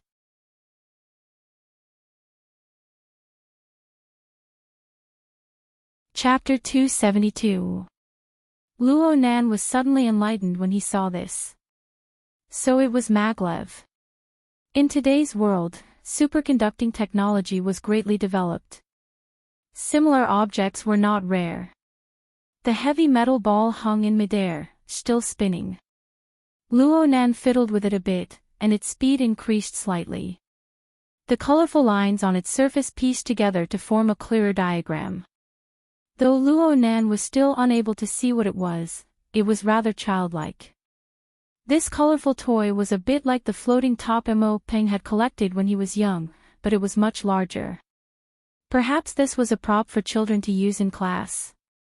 Luo Nan fiddled with the metal ball and touched the tray. Judging from the way the two moved when they made contact, they shouldn't be superconducting materials. He couldn't help but be curious as to where the power source for the maglev was. He intentionally increased the precision of his senses. He looked through the metal ball's outer shell, and sure enough, he discovered a rather odd machine buried in the center of the ball. It didn't look like an electric motor. Just as he was pondering, the sound of footsteps came from outside. Shuai Lei greeted him. "Nanster, the gym master is here." Luo Nan rushed to the door and saw Shuai Lei walk in with a tall and thin man. Luo Nan didn't get a clear look at the man's face, so he followed his earlier preparations and bowed. "Gym Master Xiao." A loud bang exploded within the empty room. Luo Nan jumped in fright. He turned around to look and saw that the floating metal ball had already smashed to the ground. It overturned the tray and rumbled as it rolled on the cork floor. Shuai Lei reacted quickly. He rushed over and caught the rolling metal ball in 2 or 3 steps. Luo Nan's embarrassment was indescribable. He froze on the spot, not knowing what to do for a time. Shuai Lei placed the metal ball back on the tray, not forgetting to soothe Luo Nan's cheeks. "It's nothing. It's nothing. Gym Master, Nanster, you guys chat first." Luo Nan gaped, but the words he had prepared beforehand were useless in this sudden situation. He could only lower his head and bow. "I'm sorry. I sit." Gym Master Xiao, who was standing at the door, walked to the back of the short table and extended his hand to point Luo Nan to a seat. His voice was dark and hoarse. It was faintly discernible. Were it not for the gesture, Luo Nan wouldn't have understood what he meant. Only now did Luo Nan truly see who had come. He was stupefied once more. This Gym Master Xiao was about 40 or 50 years old and was very thin, like a bamboo pole. When the night wind blew in, his wide, antique robe rustled, as if he could be carried into the sky at any time. The difference in light from inside and outside cast a few shadows on his skinny cheeks. At first glance, he looked like a skeleton whose skin was about to be weathered away. Frankly speaking, this gym master really wasn't good-looking. But Luo Nan was no stranger to this sort of image. His grandfather had been tormented by illness all these years, and it was the same. Could it be that this person's health is also not good? Gym Master Xiao was the first to kneel on the ground. Luo Nan knew that this was an ancient custom, so he learned to sit down. However, Gym Master Xiao only fiddled with the tea set, as if he wanted to brew tea for a guest. Luo Nan mulled over the wording in his mind, but unfortunately, this was far from his forte. He needed time to sort things out again, so he could only maintain his silence. The training ground was silent for a moment. The quieter it was, the more awkward it was. Luo Nan wanted to speak a few times, but he was unable to find an excuse. He could only find something to do and pay attention to Shuai Lei through his mental senses. Shuai Lei placed the metal ball back on the bowl tray and flipped a switch. The outer layer of the ball was disassembled, and a mechanical device was taken out from the central cavity. It was also spherical, with a diameter of 6 or 7 centimeters. It was only the size of a fist, and its outer layer was wrapped in a fine metal mesh. Its inner layer was a device similar to a gyroscope. He fiddled with it a few times, then scratched his head. Clearly, this toy was broken. Luo Nan dispelled his last bit of wishful thinking. This gave him the opportunity to speak. He lowered his head and apologized. "I'm sorry, Gym Master Xiao. I put that." He was halfway through his sentence, but he was unable to think of how to describe the metal bowl. He was stuck, and sweat appeared on his forehead. Gym Master Xiao was pouring water into a cup. He raised his head to glance at Luo Nan. "The Tai Chi bowl." "Yes, the Tai Chi bowl." "That Tai Chi bowl, I will definitely fix it." Cough. It seemed that Luo Nan was fated to not be able to speak a complete sentence today. The itch in his throat flared up, and he was unable to block it. He could only turn his head and cough twice. Gym Master Xiao didn't really care. It was broken to begin with. It's already strange that it was able to last this long. He pushed a cup of tea in front of Luo Nan as he spoke. The itch in Luo Nan's throat had yet to subside. He took the cup, but he didn't dare to drink it. He was afraid that he wouldn't be able to hold it in and choke it out. This was probably a lack of manners. Luo Nan felt rather helpless. Gym Master Xiao ignored him. He picked up the cup and drank it in one gulp, minding his own business. Then he lowered his head and played with the cup in his hand. Luo Nan had just spoken a few words, and now he had to enter a state of silence again. Luo Nan really didn't know what to do for a time. Shuelei saw that the situation was bad, so he didn't care about the Tai Chi ball anymore. He hurriedly put the mechanical device back into the cavity, walked over with hurried steps, and knelt to the side. He poured tea for the two of them, and he secretly winked at Luo Nan. He deliberately spoke in a loud voice. "Nanster, you don't need to be restrained here. The gym master doesn't care about common courtesy." Luo Nan looked at his kneeling posture, then at the teacup in his hand. He was speechless for a time. Luckily, Shuelei's interruption caused Gym Master Xiao to emerge from his state of silence. He continued to play with the cup with his head lowered, but he finally spoke. "I heard a few things about you from Shuelei. He recommended that you learn breathing techniques to treat coughs. However, I'm not a doctor. Breathing techniques aren't that miraculous." Luo Nan listened carefully, afraid that he would mishear. But when he heard the second half of the sentence, his heart skipped a beat. He glanced at Shuelei, and Shuelei stealthily gestured for him to calm down. "Shuelei." Gym Master Xiao suddenly called his name. Shuelei jumped in fright. He hurriedly straightened his body and sat upright. "Gym Master. What did you say that day?" Shuelei opened his mouth and coughed a few times. Only then did he organize his thoughts. He carefully said, "I was talking about the things you said before, Gym Master.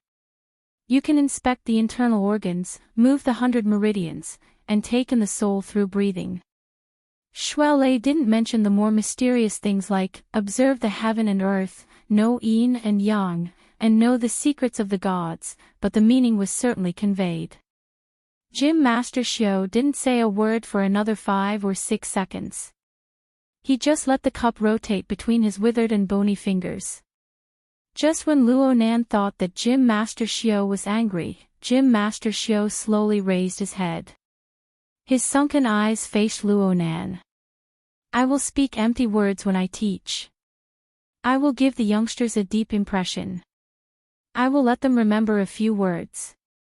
I will also avoid teaching inflexibly and rigidly." Gym Master Xiao's gaze made Luo Nan's hair stand on end, but he still responded, "Yes." Luo Nan had to admit that even though Shuelei was a living example placed before his eyes, Luo Nan wouldn't believe most of Shuelei's mysterious description.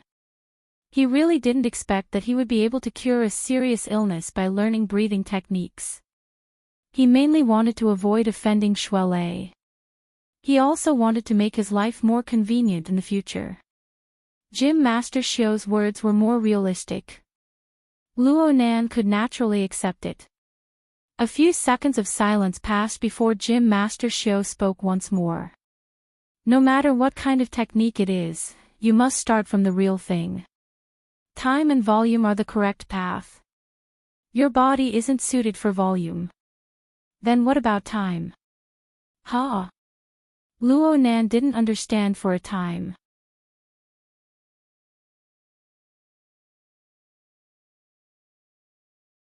Chapter 273.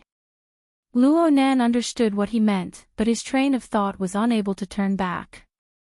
He hesitated and did not answer. Gym Master Xiu gave clearer guidance. You are a student, and you have other matters to attend to. I can teach you, but do you have enough time to absorb and digest it? Luo Nan was speechless. He discovered that this was a very practical problem. His daily classes, the Society's general knowledge training, the daily consumption of Frost River reality, and his own research on formatting theory. Every single one of them took up a lot of time. Of course, he did not need to concoct drugs every day. His schedule was much more relaxed. It was not impossible to squeeze in a bit more time, but it was bound to be scattered and unbearable. How could he guarantee his learning results in this way? Luo Nan looked at Shuelei. Shuelei was stunned. Clearly, he had not considered these things. In the end, Gym Master Xiu proposed a more practical method. Make a schedule. Make a schedule for the entire day and show it to me. Ah, okay. Luo Nan had a ready-made schedule. It was the general knowledge training plan Yueyin had drawn up for him last time. He just needed to delete the specific course names and take it out for use. Luo Nan wanted to transfer it to Gym Master Xiu, but he suddenly discovered that Gym Master Xiu did not have his wristband on. Shuelei said hurriedly, just give it to me. The Gym Master isn't used to electronic products. Okay. Shuelei took the information and connected it to the printer in the corner of the training field. He operated it. Luo Nan was a bit surprised. The wristband was not just a communication tool for modern citizens. It was an integrated pass that contained proof of identity, social privileges, assets, credit, and other contents. Luo Nan did not feel this when he wore the wristband, but once he lost it, he would immediately experience the feeling of being unable to move an inch. His uncle worked at the SCA. He had taught the children of his family a special social experience class. It left a deep impression on Luo Nan. Amidst the hum of paper being passed, Luo Nan was finally able to match Gym Master Xiu with the image of an old-school character he had preset. It seemed to make sense to use this as an explanation. Shuelei handed over the printed form. Gym Master Xiu swept his gaze over it and said calmly, "Who made this?" Luo Nan was startled. Shuelei laughed before he could respond. Could it be Secretary He? Oh, it's Sister He. Gym Master Xiu lightly shook the paper, causing it to shatter. Then, he placed the paper on the short table and placed the cup he had been playing with on top of it. Not bad, I finally have time to sleep. If you want to learn the breathing technique, you must ensure that you sleep no less than 6 hours every night. Learning to breathe begins with sleeping. Luo Nan was stunned. He instinctively looked at Shuelei. The latter winked at him fiercely, signaling him to agree. Gym Master Xiu didn't wait for Luo Nan to speak before saying, "There's no need to rush to answer. Go back and think about whether or not you can guarantee a stable routine. Then you can make a decision."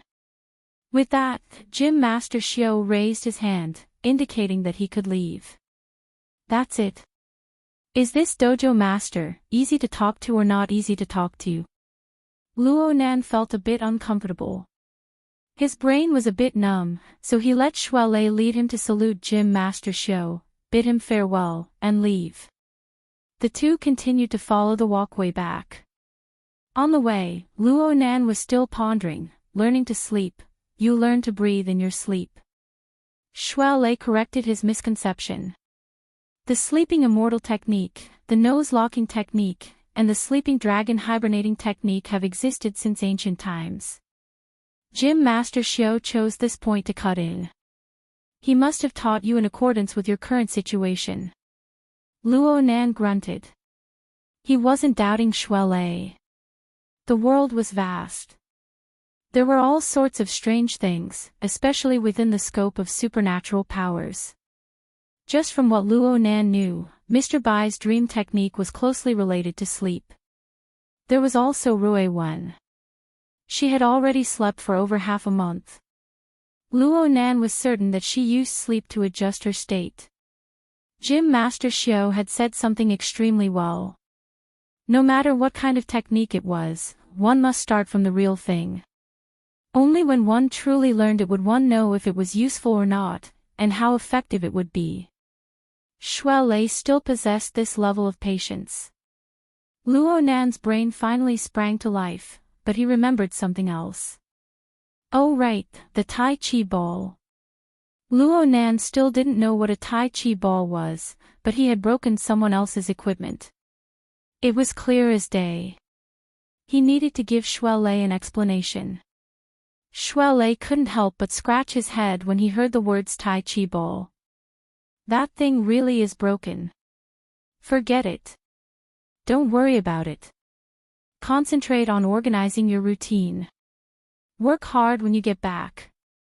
I'll think of a way to fix that thing. Luo Nan really wasn't familiar with the situation. He could only say, I'll pay for the repair fees. We'll talk about it later. Shuai Lei chuckled and led Luo Nan outside. The two passed through the atrium and the front courtyard. There was practically no one in the Daoguan right now. Shuai Lei explained to the deserted situation, we haven't been recruiting new classes lately because we're about to move. Move? Luo Nan had been in the back courtyard for over half an hour. He had a deep impression of the quiet and secluded feeling of the Daoguan. Why would they move such a good place? Shuai Lei sighed. Gym Master won this place in a bet with someone in order to settle down in Xia City back then. The property itself belongs to Boss Han Industries. The person who made the bet only paid 10 years of rent. Now that the lease is up, the rent for renewing the lease is astronomical. We don't have the savings. Gym Master isn't good at business. His days are quite bitter. The two had already walked to the entrance. Luo Nan turned his head. It was hard to imagine what it was like to be unable to earn money in such a bustling area. But when he saw the simple words, God you, on the Daoguan signboard and thought about Gym Master Xiao's temperament, Luo Nan felt that Shuai Lei's words weren't strange. Back then, Xiaolin. Sigh. Xiaolin said that if the Gym Master sublet the Daoguan and switched to a smaller place, he would have been rich just from the rent alone. He wouldn't have ended up like this. Shuai Lei was a bit unnatural when he mentioned his ex-girlfriend. Luo Nan laughed awkwardly. Frankly speaking, he never thought of subletting. Judging from Shuai Lei's tone, it seemed the same. Everyone here didn't have any brains for economics. Luo Nan bid farewell to Shuai Lei and didn't delay any longer. He rode the phantom flying car straight to Renai Hospital. Since he had to go to the Daoguan, his treatment and study time were pushed back to the evening. Time was tight, and he needed to discuss matters concerning his schedule with He Yueyin. However, when Luo Nan arrived at the hospital and saw Bai Xinyan, He Yueyin was nowhere to be seen. If you want private tutoring today, you'll certainly be disappointed. The accident investigation team from the Society's headquarters just arrived in Xia City half an hour ago. Bai Xinyan gestured for Luo Nan to take off his clothes and put on his equipment. She raised her eyebrows when she saw Luo Nan staring blankly in place without moving. Student Luo Nan, please don't make your disappointment so obvious, okay? Ever since Yuan had revealed by Xinyan's intentions, Luo Nan's resistance to her teasing had increased greatly. In a certain sense, this could be considered a kind of confrontation. He thought for a moment and asked, "Investigation team.